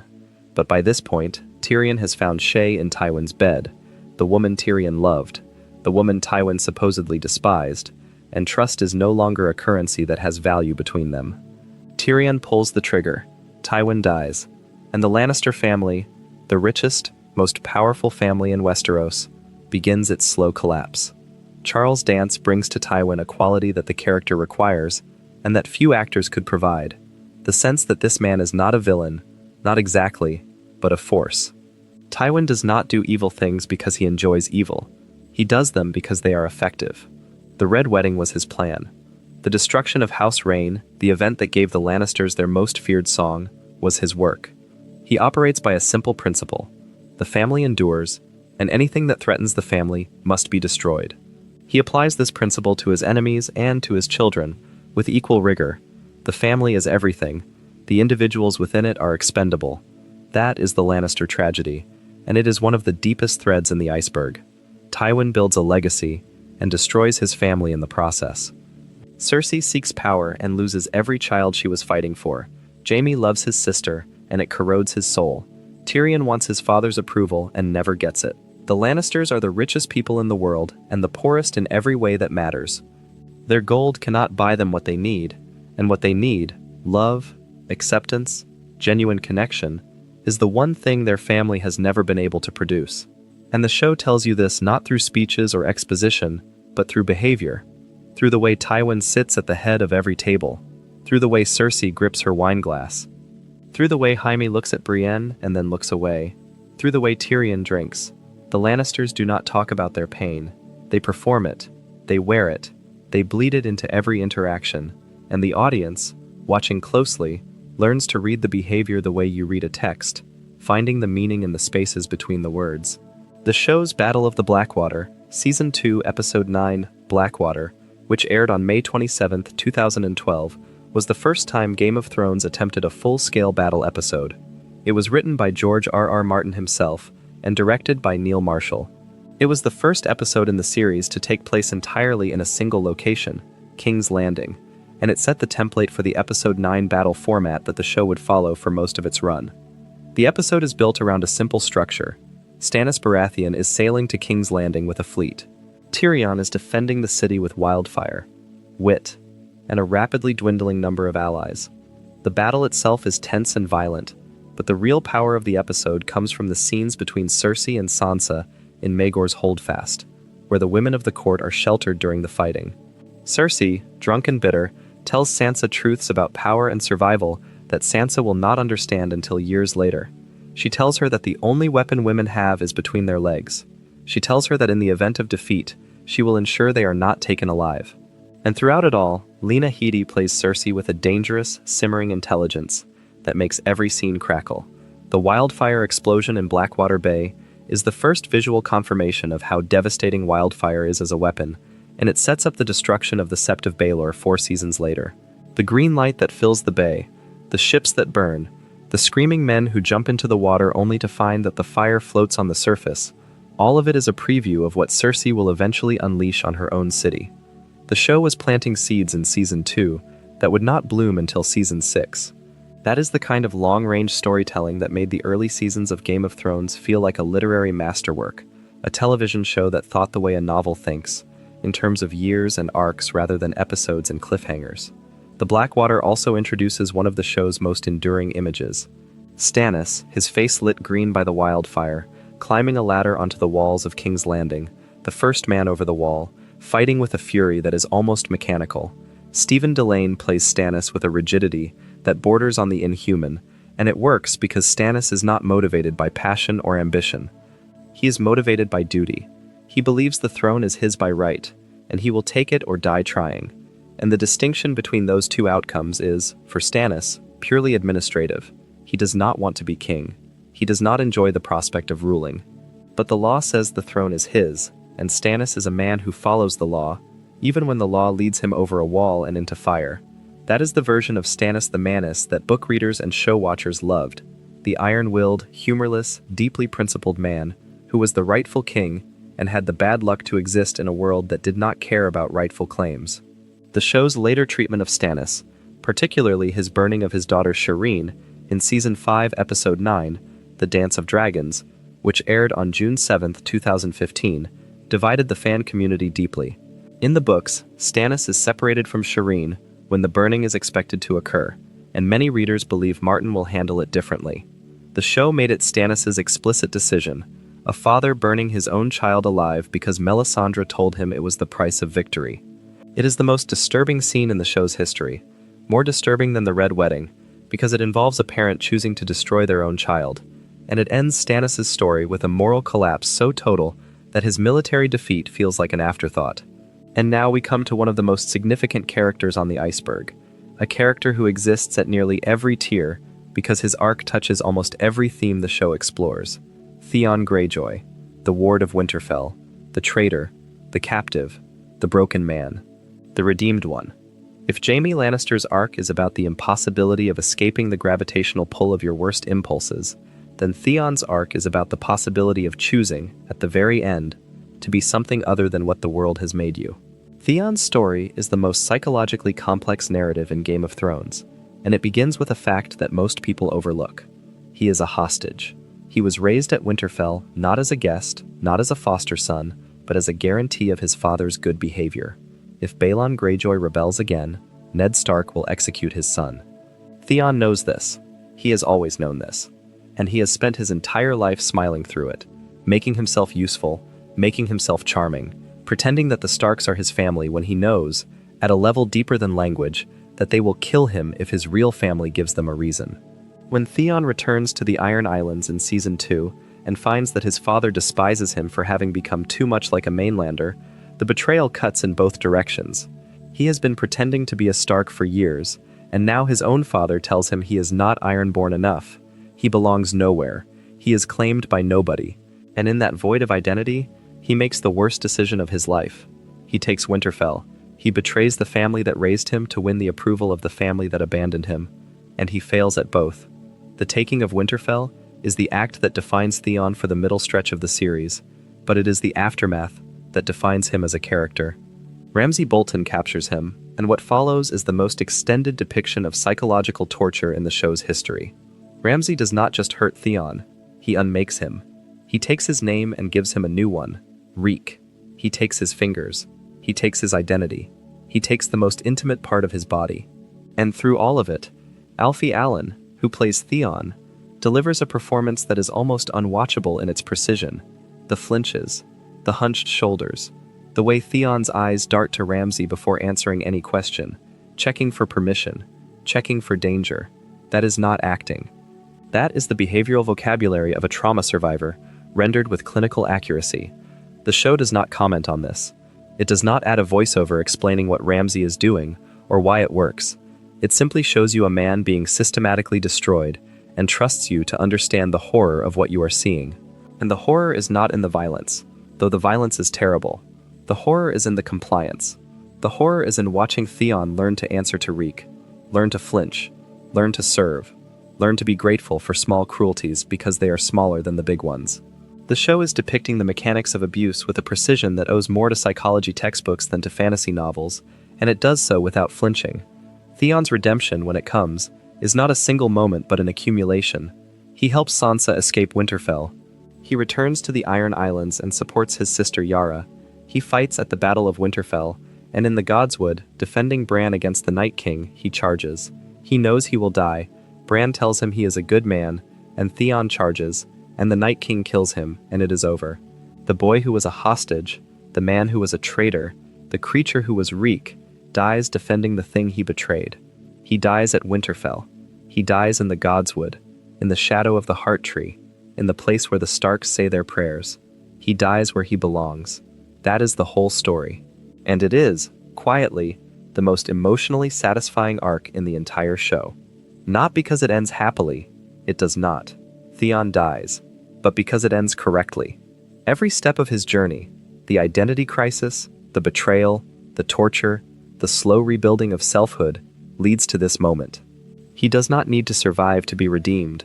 He needs to choose, and he chooses the right thing, at the right time, in the right place, and the show lets that be enough.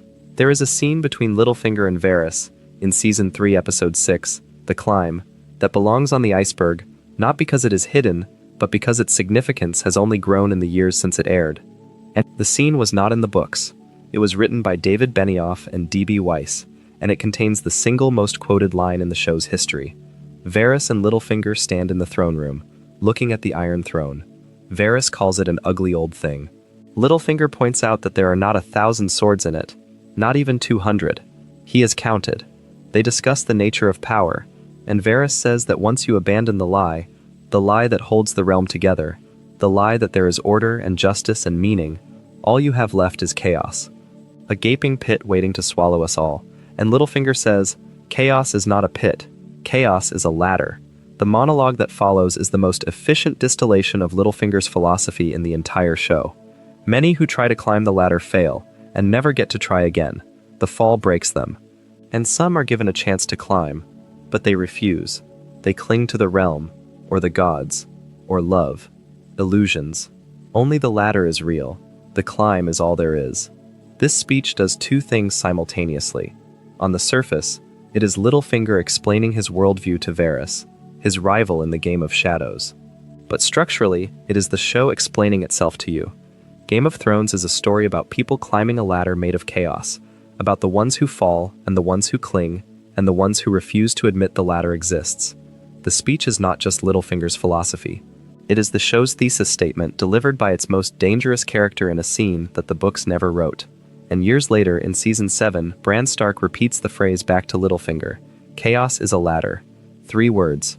And the look on Littlefinger's face when he hears them, the moment of pure, uncomprehending terror as he realizes that Bran knows things he should not know, that the game he has been playing for decades has been seen, recorded, cataloged by something beyond human intelligence, that moment is the beginning of Littlefinger's end. The man who climbed the ladder of chaos is undone by a boy who can see everything. Aidan Gillen's performance as Littlefinger across 7 seasons is one of the show's most underappreciated achievements. Littlefinger is the architect of the War of the Five Kings. He betrays Ned Stark. He murders Jon Arryn. He He pushes Lysa out of the moon door. He sells Sansa to the Boltons. He manipulates everyone he meets. And yet the show never quite lets you hate him, because Gillen plays him with a slyness that is almost charming, a self-awareness that suggests he knows exactly how monstrous he is, and finds it amusing. Littlefinger is the character who most clearly embodies the show's argument about power, that it is not held by the strongest or the noblest, but by the person who best understands that the whole system is a story, and stories can be rewritten. His death, in Season 7, Episode 7, The Dragon and the Wolf, which aired on August 27, 2017, is appropriately theatrical.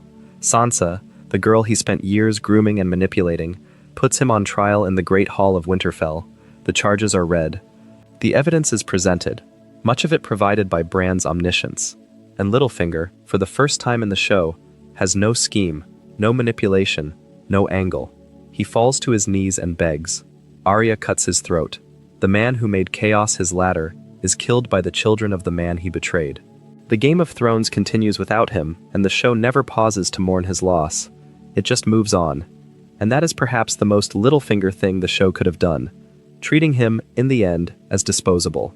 The man who believed only the ladder was real discovers that ladders can be kicked away. There is a character on the deepest tier of the iceberg who never says a word in the show, and whose presence in the books is so enigmatic that fans have been debating his identity and purpose for decades. Cold Hands.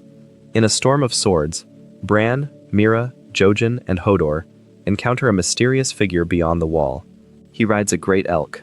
He wears the black of the Night's Watch. His hands are black and cold. His face is hidden, and he saves them from wights, guiding them to the cave of the three-eyed raven. The identity of Cold Hands is one of the great unsolved mysteries of A Song of Ice and Fire. Many readers initially believed he was Benjen Stark, Ned's brother who disappeared beyond the wall in the first book. George R.R. Martin's editor reportedly asked him this directly, and Martin wrote "No" on the manuscript page. So Cold Hands is not Benjen. But the show, when it finally introduced a version of the character in Season 6, made him Benjen anyway. The show's Cold Hands, saved by the Children of the Forest after being stabbed by a White Walker, is explicitly identified as Benjen Stark. He saves Bran and Mira from wights, just as Cold Hands does in the books, but his identity has been changed, simplified, resolved in a way the books have not yet resolved. This is a small detail, but it is representative of a larger pattern.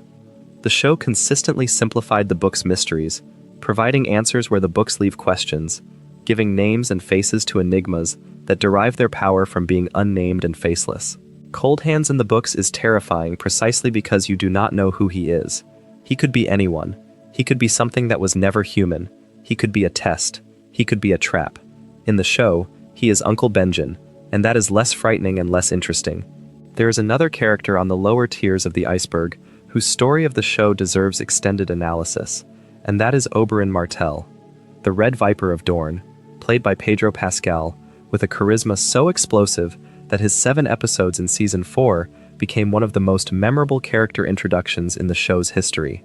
Oberyn arrives in King's Landing in Season 4, Episode 1, and dies in Season 4, Episode 8, The Mountain and the Viper, which aired on June 1, 2014, 7 episodes.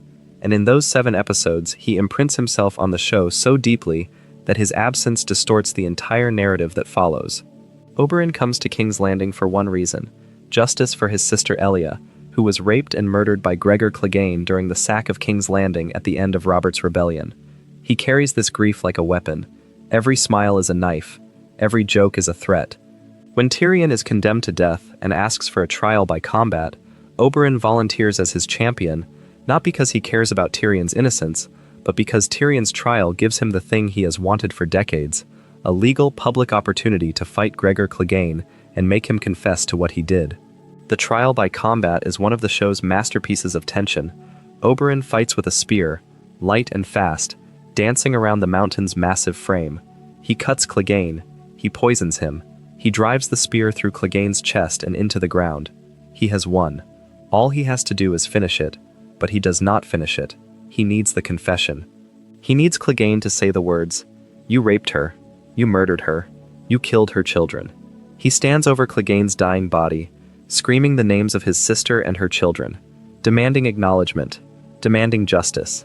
And in that moment of triumph, of hubris, Of a man who has waited so long for this that he cannot bear to let it end. Clegane grabs him. What follows is one of the most viscerally horrifying moments in television. Clegane crushes Oberyn's skull with his bare hands while confessing to everything Oberyn wanted to hear. The confession comes, and it comes as Oberyn dies. The justice he sought and the death it costs him arrive in the same moment, inseparable, indistinguishable. The show does not comment on this. It does not need to. The entire scene is a perfect, self-contained thesis about the cost of justice, about the difference between wanting the right thing and surviving the pursuit of it. Oberyn was right. His cause was just. His anger was righteous. And he is dead anyway, because being right is not enough in the world of Game of Thrones. Being right and being alive are two different achievements, and the show is full of characters who managed one but not the other. Pedro Pascal has spoken about the role with a kind of grateful bewilderment. 7 episodes made him a star. 7 episodes launched a career that would lead to The Mandalorian and The Last of Us. And the character he played, a man defined by grief and charm and a fatal inability to let go of the thing that was consuming him, has become one of the most beloved and most mourned figures in the show's history. Oberyn Martell proves that you do not need a long arc to make an impact. You need a clear want, a clear obstacle, and a conclusion that is both inevitable and devastating. 7 episodes. That is the whole story. There is a prophecy at the bottom of the iceberg that the show chose to include, but then, in a move that frustrated book readers enormously, chose to leave incomplete. The Maggie the Frog prophecy. In the very first scene of Season 5, the show opens with its only extended flashback sequence to that point, a young Cersei Lannister visiting a witch in the woods, demanding to know her future. The witch, Maggie the Frog, tells young Cersei 3 things. She will not marry the prince, meaning Rhaegar, but the king, meaning Robert. She will have 3 children with golden crowns and golden shrouds, meaning they will all die. And the queen will be cast down by one younger and more beautiful. All 3 predictions come true in the show. Cersei marries Robert, not Rhaegar. All 3 of her children die, and she is, arguably, cast down by multiple younger and more beautiful queens, Marjorie, Daenerys, and Sansa, all filling that role at different points. The prophecy is airtight, but in the books, there is a 4th part to the prophecy that the show deliberately omits, the Valonqar. Maggie tells Cersei that the Valonqar, a High Valyrian word meaning little brother, will wrap his hands about her pale white throat and choke the life from her. This prophecy drives Cersei's paranoia about Tyrion for the entire book series. She is convinced Tyrion will kill her. It is why she hates him with an intensity that goes beyond the usual Lannister dysfunction. She is not just resentful of her brother, she is terrified of him because a witch told her he would murder her. The show cuts the Valonqar prophecy, and the reason is apparent from how Cersei actually dies. The Red Keep collapses on her and Jaime as they try to escape King's Landing in the penultimate episode. No Valonqar. No hands around a throat, just rubble. If the show had included the Valonqar prophecy, it would have created an expectation that Cersei's death would involve a specific act of violence by a specific person, and the actual death, a ceiling falling on her, would have felt even more anticlimactic than it already did. But the omission creates its own problem. The Maggie the Frog scene is the first scene of Season 5. It is given enormous weight, positioned as the structural foundation for Cersei's entire arc in the remaining 4 seasons. And the most dramatic element of that prophecy, the most personally terrifying prediction, the one that drives Cersei's psychology more than any other, is simply absent. The show puts Chekhov's gun on the mantelpiece and then removes it between episodes, hoping nobody notices. Book readers noticed.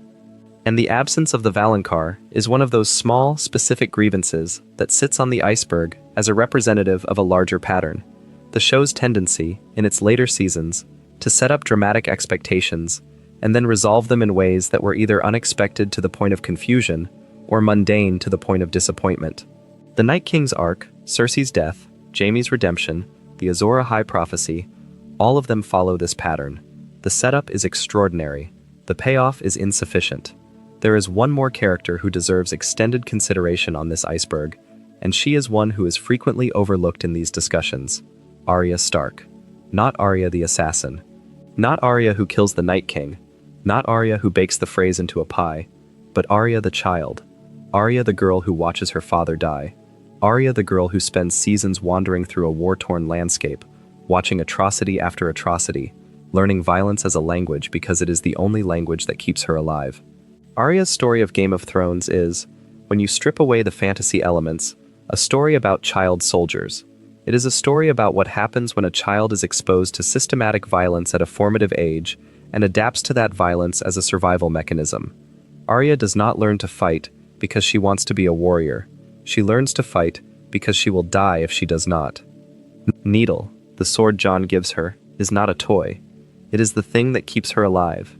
And every kill she makes, from the stable boy in Season 1 to the Night King in Season 8, is an extension of that survival instinct, a reflex that has been honed by years of exposure to violence until it has become indistinguishable from her personality.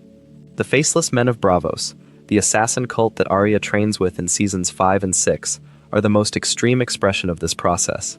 They do not just teach Arya to kill, they try to erase her identity. They make her blind. They beat her.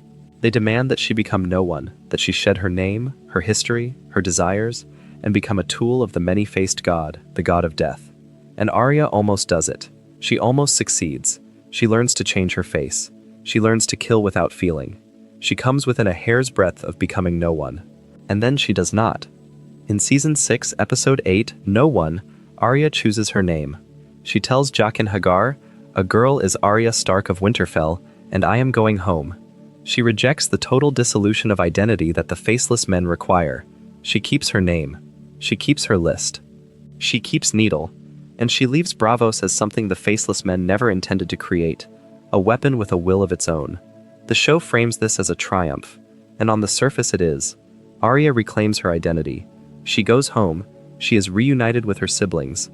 But there is a reading that sits deeper on the iceberg, one that the show gestures toward but never fully commits to. The reading is that Arya did not escape the Faceless Men's influence. She absorbed it. She carries it with her. When she kills the Freys, she is wearing a dead man's face. When she moves through the Battle of Winterfell, she moves like a weapon, not a person. When she kills the Night King, she does it with the silent precision of an assassin, not the righteous fury of a hero. Arya chose her name, but the training remains. She is Arya Stark and she is no one, and the tension between those two identities is never resolved because it cannot be resolved. You cannot spend years learning to be nothing and then simply choose to be something again. The training leaves marks. The violence leaves marks. The list of names she whispers every night before she sleeps is not a prayer. It is a symptom. The show's ending for Arya, in which she sails west of Westeros into unknown waters, is either a beautiful metaphor for a girl who was never going to be contained by the world she was born into, or a quiet acknowledgement that she cannot go home because she is no longer the person who lived there. Perhaps both. Arya at the end of the show is not the Arya of Season 1. That girl is gone. The woman on the ship is someone new, someone forged in violence and loss, and the specific, intimate kind of loneliness that comes from knowing how to kill anyone and not being sure who you are when you are not killing. Maisie Williams grew up on camera playing this role. She was 14 when the show premiered and 22 when it ended. The character's maturation and the actress's maturation are inseparable. When you watch the show in order, you are not just watching a character grow, you are watching a child grow. And the things the show asked that child to depict, the violence, the trauma, the slow erosion of innocence, take on a quality that is difficult to separate from the real person behind the performance. Williams has spoken about the psychological toll of the role, about the difficulty of growing up inside a character defined by revenge and loss. The line between Arya Stark and Maisie Williams, between fiction and the reality of a young actress spending her formative years immersed in a world of violence, is one of the most uncomfortable details on the deepest tier of the iceberg. Before we move on, if you are enjoying this analysis, please consider subscribing. It helps the channel tremendously. There is one more piece of the iceberg that we need to explore before we surface, and it concerns the show's relationship with its own mythology, a relationship that became increasingly strained as the series progressed. The prophecies, the legends, the ancient history, the magic system, all of it was built with extraordinary care in the early seasons, and then, in the later seasons, was either resolved too quickly or abandoned entirely. Consider Quaithe, a masked woman who appears briefly in Season 2 when Daenerys is in Qarth. She delivers a prophecy, telling Daenerys, essentially, that to go forward she must go back, that to reach the west she must go east, that to touch the light she must pass beneath the shadow. In the books, Quaithe is a recurring presence, appearing to Daenerys in visions and dreams, delivering cryptic warnings that have fueled decades of fan speculation. In the show, she appears once and is never seen or mentioned again. Her prophecy hangs in the air, unresolved, unexplained, a thread that the show dropped and never picked back up. Or consider the doom of Valyria, the cataclysmic event that destroyed the greatest civilization in the known world, the empire that forged Valyrian steel and raised dragons and built roads that still stand thousands of years later. The Doom is one of the most important events in the backstory of the show's world, and it is never shown, never explained in detail, and barely discussed. We know it happened. We know it involved volcanic eruptions and magical catastrophe. We know the Targaryens survived because they left Valyria before the Doom, guided by a prophetic dream. But the specifics remain shrouded in mystery, and the show never attempts to illuminate them. And that is, in a way, one of the show's most sophisticated moves. The Doom works because it is mysterious. The legends work because they are incomplete. The prophecies work because they are ambiguous. The Iceberg exists because the show and the books leave enough unexplained that the audience can fill in the gaps with their own imagination, their own theories, their own stories about the story. If every question were answered, if every prophecy were fulfilled in a neat and satisfying way, the show would be smaller. The mystery is not a bug. It is a feature. It is the space in which the fan community lives, the dark water where the iceberg's deepest layers are hidden. There is a quality to the show's treatment of women that belongs on the iceberg, not because it is hidden, but because the conversation about it is multi-layered and resists simple conclusions. Game of Thrones was simultaneously praised for creating some of the most complex, powerful female characters in television history, and criticized for its use of sexual violence as a narrative device, its frequent nudity of female characters, and its willingness to subject women to degradation as a means of generating dramatic tension. Both criticisms are valid, and they coexist uncomfortably. Cersei Lannister is one of the most compelling antagonists in television history, a woman whose intelligence and ambition are equal to any man's in the story, who navigates a patriarchal system with cunning and ferocity, who destroys everyone who underestimates her. And Cersei is also a character who is subjected to a naked walk of shame through the streets of King's Landing, a sequence that the show films with an attention to her humiliation that is difficult to watch. The show gives her power and strips it from her and gives it back, and the question of whether the stripping is necessary for the giving, whether the degradation is essential to the arc or gratuitous, is one that the show never fully resolves. Sansa Stark's arc is similarly complicated. She begins as a naive girl who dreams of princes, and ends as the Queen in the North, the most politically astute character left standing at the end of the series. Her transformation is genuine, earned, and deeply satisfying. But the path from naive girl to queen runs through Ramsay Bolton's bedroom, and the show's decision to depict Sansa's rape in Season 5, Episode 6, Unbowed, Unbent, Unbroken, was one of the most controversial moments in its history. The episode aired on May 17, 2015, and the backlash was immediate and sustained. The scene was filmed from Theon's perspective, showing his reaction rather than the assault itself, and many critics argued that this choice made Sansa's trauma about Theon's character development rather than her own. The show's writers defended the scene as necessary for Sansa's arc, arguing that the experiences she endures are what transform her into the leader she becomes. But the counter-argument is straightforward. There are ways to depict trauma and its aftermath without depicting the trauma itself, and the show, particularly in its later seasons, seemed to understand this, moving away from the graphic sexual violence that characterized its earlier years.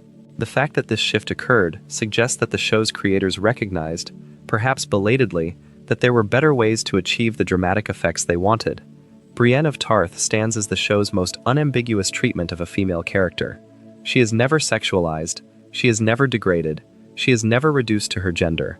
She is a knight, the most honorable person in the show, and the show treats her with the respect that her character demands. Gwendolyn Christie's performance is one of the pillars of the later seasons, and Brienne's knighting in Season 8 is the emotional centerpiece of the final season's best episode. Brienne is evidence that the show could write women without hurting them, that complexity does not require suffering, that strength does not need to be forged in the specific fire of sexual violence. The Dornish storyline, by contrast, is evidence that the show could also fail spectacularly in its depiction of women. The Sand Snakes, the warrior daughters of Oberyn Martell, are introduced in Season 5 with a promising setup and then given dialogue so stilted and choreography so uninspired that they became a cautionary tale about adaptation gone wrong. The Dornish storyline in the books is driven by Arianne Martell, a character with political ambitions and sexual agency and genuine complexity. The show replaced her with characters who felt like sketches rather than people, and the Dornish plotline is widely regarded as the weakest element of the show's middle seasons. And then there is Daenerys, whose arc is the show's ultimate statement on women and power. The breaker of chains who becomes the destroyer of cities, the liberator who becomes the tyrant. The question the show asks through Daenerys is the most uncomfortable one on the iceberg. Does power corrupt women the same way it corrupts men? Is Daenerys' fall a feminist statement about the impossibility of liberatory politics in a patriarchal system? Or is it a reactionary statement about what happens when women gain too much power? The answer depends on who you ask. The show presents both readings and commits to neither, which is either cowardice or sophistication, depending on your perspective. What can be said with certainty is that the women of Game of Thrones, taken as a whole, constitute one of the most ambitious and varied portrayals of female experience in television history. Cersei, Sansa, Arya, Daenerys, Brienne, Catelyn, Marjorie, Olenna, Melisandre, Ygritte, Missandei, Yara, each of them is drawn with specificity and depth. Each of them is given desires and agency and flaws that are particular to her, and each of them is shaped by a world that is hostile to women in ways that are historically grounded and dramatically compelling. The show does not always treat these characters well. It does not always earn the suffering it inflicts on them, but it takes them seriously, and in the landscape of genre television, that is not a small thing. There is a performance on the iceberg that deserves its own entry, and it belongs to Diana Rigg as Olenna Tyrell, the Queen of Thorns. Rigg, who had been a titan of British acting for decades, joined Game of Thrones in Season 3, and immediately became one of its most commanding presences.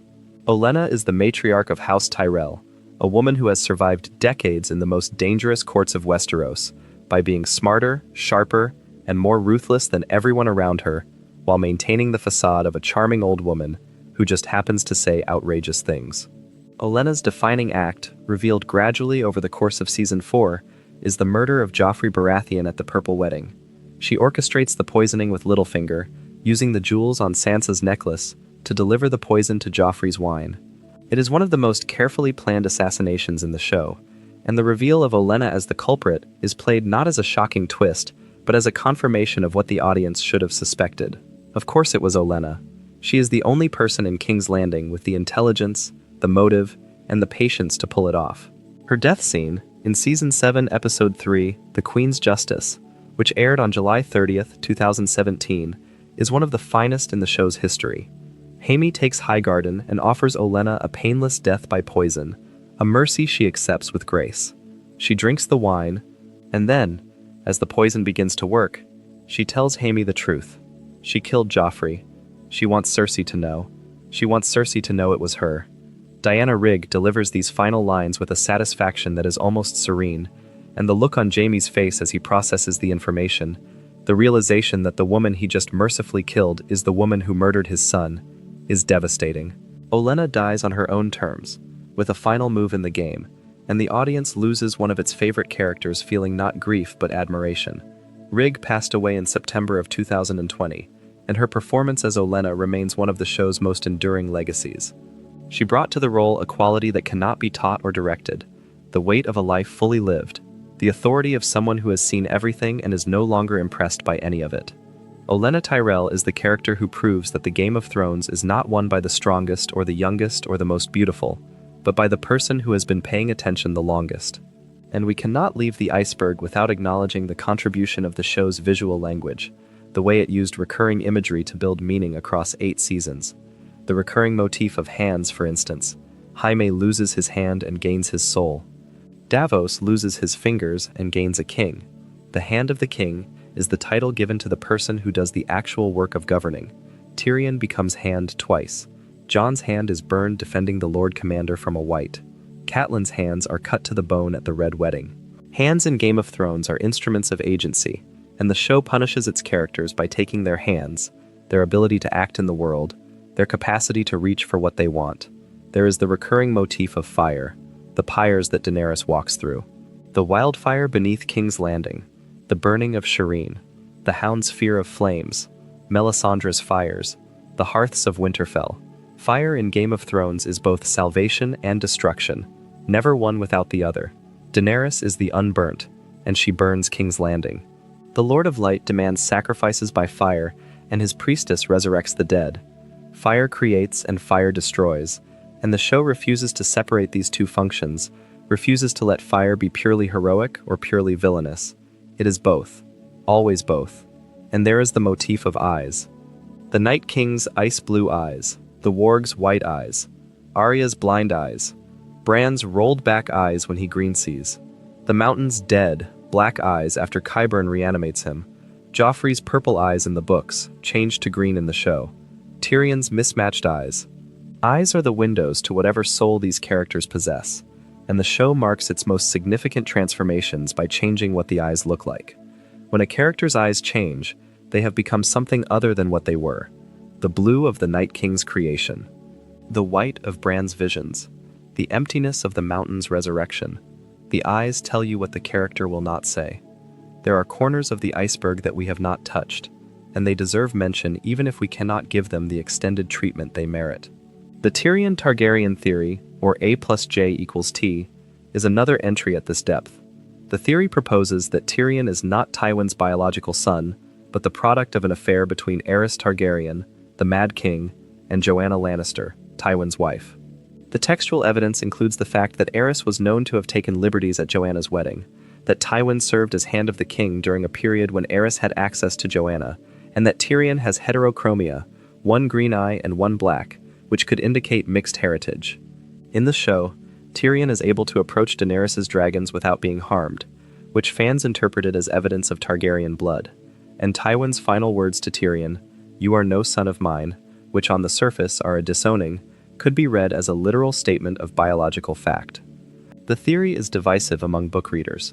Some find it elegant, a mirror to Jon's hidden parentage that would mean all three dragon riders, Daenerys, Jon, and Tyrion, are Targaryens.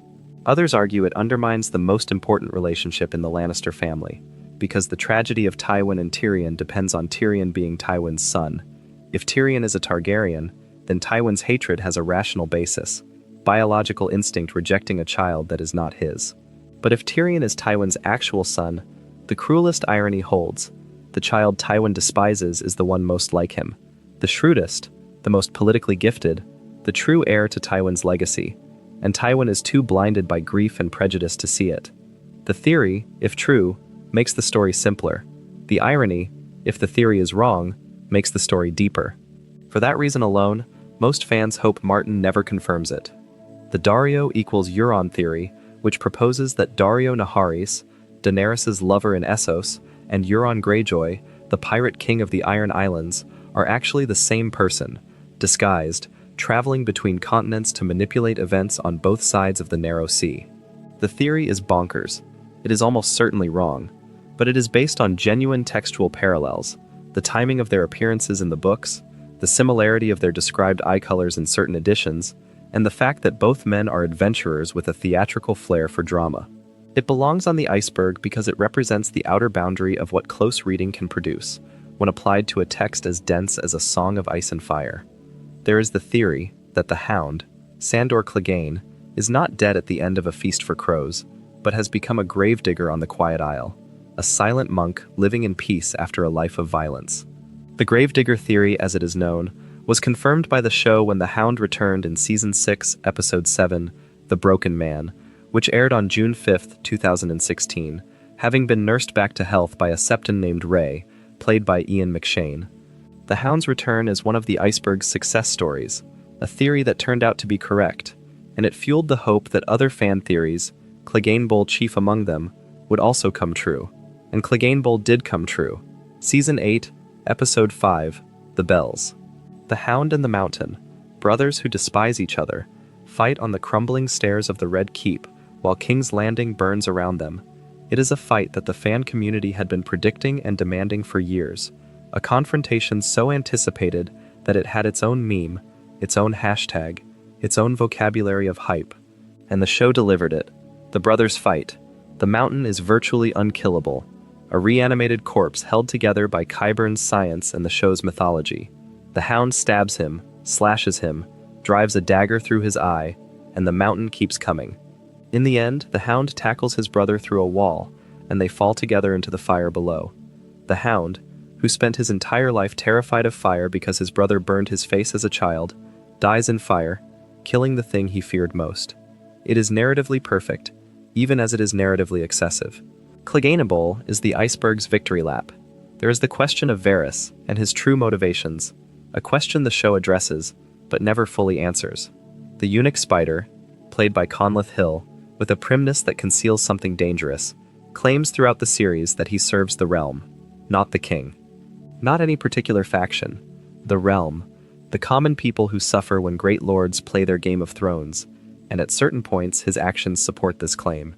He helps Tyrion escape, he supports Daenerys, he opposes tyrants, but there is a deeper reading of Varys that sits on the lower tiers of the iceberg.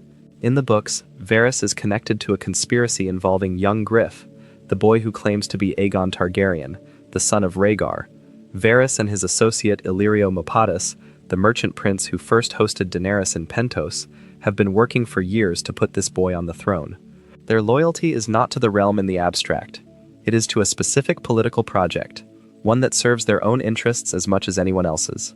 The show, by cutting young Griff, removes this dimension of Varys' character and leaves him as a simpler, more purely idealistic figure.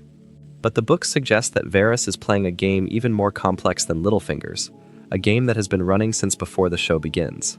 In the show, Varys' end comes in Season 8, Episode 5. He is burned alive by Drogon on Daenerys' orders, executed for treason after attempting to poison her and spread the secret of Jon's parentage. The eunuch who survived the courts of multiple kings, who navigated the most dangerous political landscape in the world for decades, is killed by dragonfire on a beach. His death is swift and unglamorous, and it happens because he made the same mistake that many characters on the show make. He assumed that being right would protect him. He was right about Daenerys. She was becoming a tyrant. His assessment was correct, and it did not matter. Being right, in the world of Game of Thrones, has never been enough to keep you alive. There is a moment in the very first episode that most people overlook on a first viewing, but that becomes deeply significant in retrospect. After the Stark children find the Direwolf pups in the snow, there are 5 pups for 5 Stark children, plus 1 albino runt, Ghost, for Jon Snow. The Direwolf is the sigil of House Stark, and the discovery of these pups, alive, south of the Wall, is treated as an omen. And indeed, each direwolf's fate mirrors the fate of its owner. Lady, Sansa's direwolf, is killed early, on Robert's orders. After Nymeria, Arya's wolf, bites Joffrey. Lady dies for another wolf's crime, just as Sansa will suffer for the actions of others throughout the series.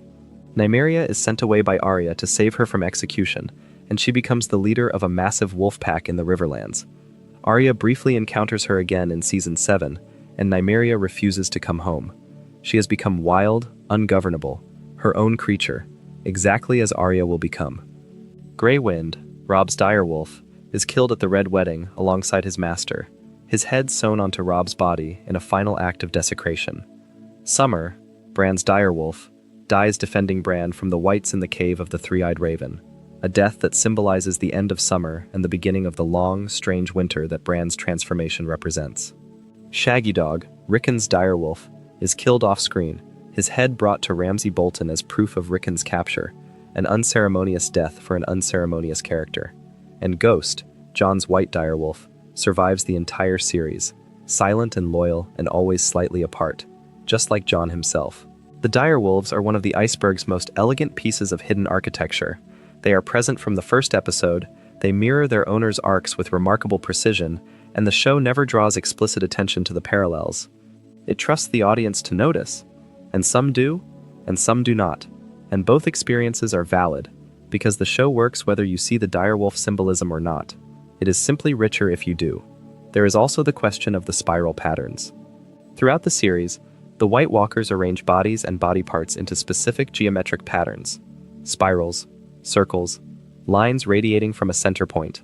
These patterns appear in the very first scene of the series, when the Night's Watch Rangers find the wildling corpses north of the Wall. They appear again at the Fist of the First Men. They appear in the cave paintings beneath Dragonstone, where ancient depictions show the children of the forest and the First Men facing a common enemy with the same spiral patterns carved into the rock. And in Season 8, Episode 1, Winterfell, They appear again when the survivors find the young Lord Umber pinned to a wall with severed limbs arranged around him in the spiral pattern. The show connects these spirals to the children of the forest. When the Night King is created, the standing stones around the weirwood tree where the ritual takes place are arranged in a spiral. The White Walkers' patterns echo the sacred geometry of their creators. It is as if they are repeating a language they were given at birth, a language they cannot stop speaking because it is the only language they know. The show never explains what the spirals mean. Are they a form of communication? A ritual? A signature? An expression of identity?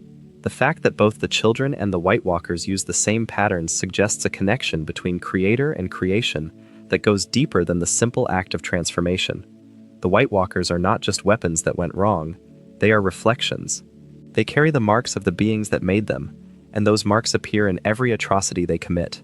The creator's fingerprint on the monster's work. This is the kind of detail that lives at the bottom of the iceberg, not because it is obscure, but because its meaning is deliberately withheld. The show shows you the spirals.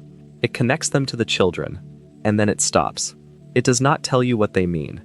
It does not resolve the mystery. It leaves the pattern hanging in the air, beautiful and terrible and unexplained, and trusts that the absence of an answer is more powerful than any answer it could provide. There is one more thread to follow, and it concerns the relationship between the living and the dead in Game of Thrones. A relationship that is more complex and more central to the show's meaning than most viewers realize. The show begins with the dead. The first image is the wall. The first scene is a patrol finding corpses. The first supernatural event is a corpse standing up. And the show ends with the dead. The final season is dominated by the Battle of Winterfell, where the living face an army of the dead, and the entire political narrative is framed as secondary to the existential question of whether humanity will survive. But the dead in Game of Thrones are not just the Whites and the White Walkers. The dead are the characters who have fallen, whose absence shapes the living as powerfully as their presence once did. Ned Stark's death determines the trajectory of all 5 of his children. Robb's death at the Red Wedding reshapes the political landscape of the North for 5 seasons. Oberyn's death fuels the Dornish subplot. Shireen's death breaks the audience's relationship with Stannis. Every major death in the show is not an ending but a transformation, a moment where one character's story ends and its energy transfers into the stories of everyone around them. The show understands this intuitively. When Ned dies, the camera does not linger on his body. It shows you Arya's face. It shows you Sansa's face. The death happens to them, not to Ned. Ned is gone. He has no more story. But the ripples of his death radiate outward for 8 seasons, touching every character, altering every decision, reshaping the map of who these people are and what they are willing to do. And this is what the iceberg ultimately reveals. Game of Thrones is not a story about thrones. It is not a story about power, although power is its primary subject matter. It is a story about consequence. Every action has a cost. Every decision creates a future. Every death births a new story. The show's deepest insight, the one that sits at the very bottom of the iceberg beneath all the theories and the production details and the prophecies, is that nothing is free. Not power, not love, not revenge, not even survival. Everything costs something, and the show's refusal to pretend otherwise is what made it resonate with an audience of hundreds of millions. The Night's Watch says the words, "Night gathers, and now my watch begins. It shall not end until my death. I shall take no wife, hold no lands, father no children. I shall wear no crowns and win no glory. I shall live and die at my post. I am the sword in the darkness. I am the watcher on the walls. I am the shield that guards the realms of men. I pledge my life and honor to the Night's Watch, for this night and all the nights to come." Those words are the moral center of the show. Not the throne, not the game, the watch. The commitment to stand between the living and the dead, between civilization and the void, between the world as it is and the darkness that would consume it. The Night's Watch is full of murderers and thieves and broken men, and they are the ones who guard the world. Not kings, not queens, not lords or ladies, criminals and cast-offs, standing on a wall of ice, facing a darkness that does not care about their names. Jon Snow joins the Night's Watch, believing it will give his life purpose. It does, but not in the way he expects. The Night's Watch teaches Jon that honor means nothing if it is not tested, that duty means nothing if it costs nothing, that the people who deserve to be saved are rarely the people you would choose. Jon learns to lead among men who do not want to follow. He learns to fight for a cause that the rest of the world has forgotten. He learns to die, literally, killed by his own men, and to come back, changed, carrying a knowledge that he never wanted and can never share. And in the end, after everything, after the wars and the betrayals and the dragons and the ice, Jon goes back to the Wall. He kills Daenerys. He is exiled. And he rides north, beyond the Wall, into the forests where the wildlings live. And the last shot of him is a shot of a man walking into the trees, leaving behind everything the show taught him to want: the throne, the crown, the name. He leaves it all, and he walks into the forest. And the forest closes behind him. That image is the iceberg in reverse. It is not the surface that matters. It is not the visible part. It is the depth beneath it, the unseen, the unnamed, the wild and ungoverned and free. Jon walks into the trees, and the story ends, but the trees go on forever. The forest is deeper than any iceberg. The darkness beyond the Wall is older than any throne. And Jon, the boy who was never supposed to matter, the bastard who became a king and gave it up, walks into that darkness and disappears. That is the last image the show gives you. Not a throne, not a crown, not a victory. A man walking into the trees. Make of it what you will. And perhaps that is the deepest lesson of the Game of Thrones iceberg. The answers are not the point. The questions are the point. The theories are the point. The act of looking closely, of rewatching, of rereading, of building arguments from fragments and debating them with strangers on the internet at 3 a.m, that is the point. The iceberg is not a puzzle to be solved. It is a space to be inhabited. It is the place where a story becomes a world, where a television show becomes a shared mythology, where millions of people look at the same image and see different things and argue about what they see, and in the process build something that is larger than any one interpretation. That is what George R.R. Martin created. Not just a story, a world deep enough that you can get lost in it. A world where every answer raises 3 more questions, where every theory illuminates one corner and darkens another, where the ice goes down so far that nobody has ever reached the bottom. Game of Thrones premiered on April 17, 2011, and ended on May 19, 2019. 8 seasons, 73 episodes, 170 filming locations, a budget that grew from $6 million per episode in the first season to $15 million in the final season. It won 59 Primetime Emmy Awards, more than any other drama series in history. It was broadcast in over 170 countries. It was, by any measurable standard, the most successful television drama ever made. And yet the thing that defines it, the thing that will define it for decades to come, is not its success, but its complexity. The show that could have been a simple fantasy adventure chose to be something more. It chose to ask difficult questions about power and morality and the stories we tell ourselves about who we are. It chose to kill its heroes and humanize its villains and leave its prophecies unfulfilled. It chose to be messy, imperfect, frustrating, and deep. Deep enough for an iceberg. We started at the surface tonight: Ned's death, the Red Wedding, Jon Snow's parentage, the moments everyone knows, and then we sank. Through the Night King's origins and the destruction of the Sept of Baelor. Through the Unaired pilot and the Bolton theory. Through the Grand Northern Conspiracy and George R.R. Martin's original outline. Through the Jojen Pace theory and the mystery of the Three-Eyed Raven. Down to the very bottom, where the water is black and the theories grow in the dark. And here, at the bottom, there is only one question left. Not a theory, not a production secret, just a question. Why does this story matter? It matters because it told the truth. Not the literal truth, not historical facts, but the truth about how power works and what it costs. The truth that good people lose, the truth that evil people sometimes win, the truth that the world does not organize itself around the protagonist's needs, the truth that stories are the most powerful force in the world and the most dangerous, because the person who controls the story controls everything. Bran sits on the Iron Throne, and the story is over. But the iceberg remains. It sits in the dark water, massive, mostly hidden, waiting for anyone curious enough to dive. And now you know what is down there. Not all of it. Nobody knows all of it, but enough to understand that the surface was never the point. The surface is what drew you in. The depth is what keeps you. Thank you for staying this long. Thank you for sinking this deep. The night is long, and the stories are many, and there is always, always, something you have not seen yet. If you enjoyed the video, make sure to subscribe, and I'll see you in the next one.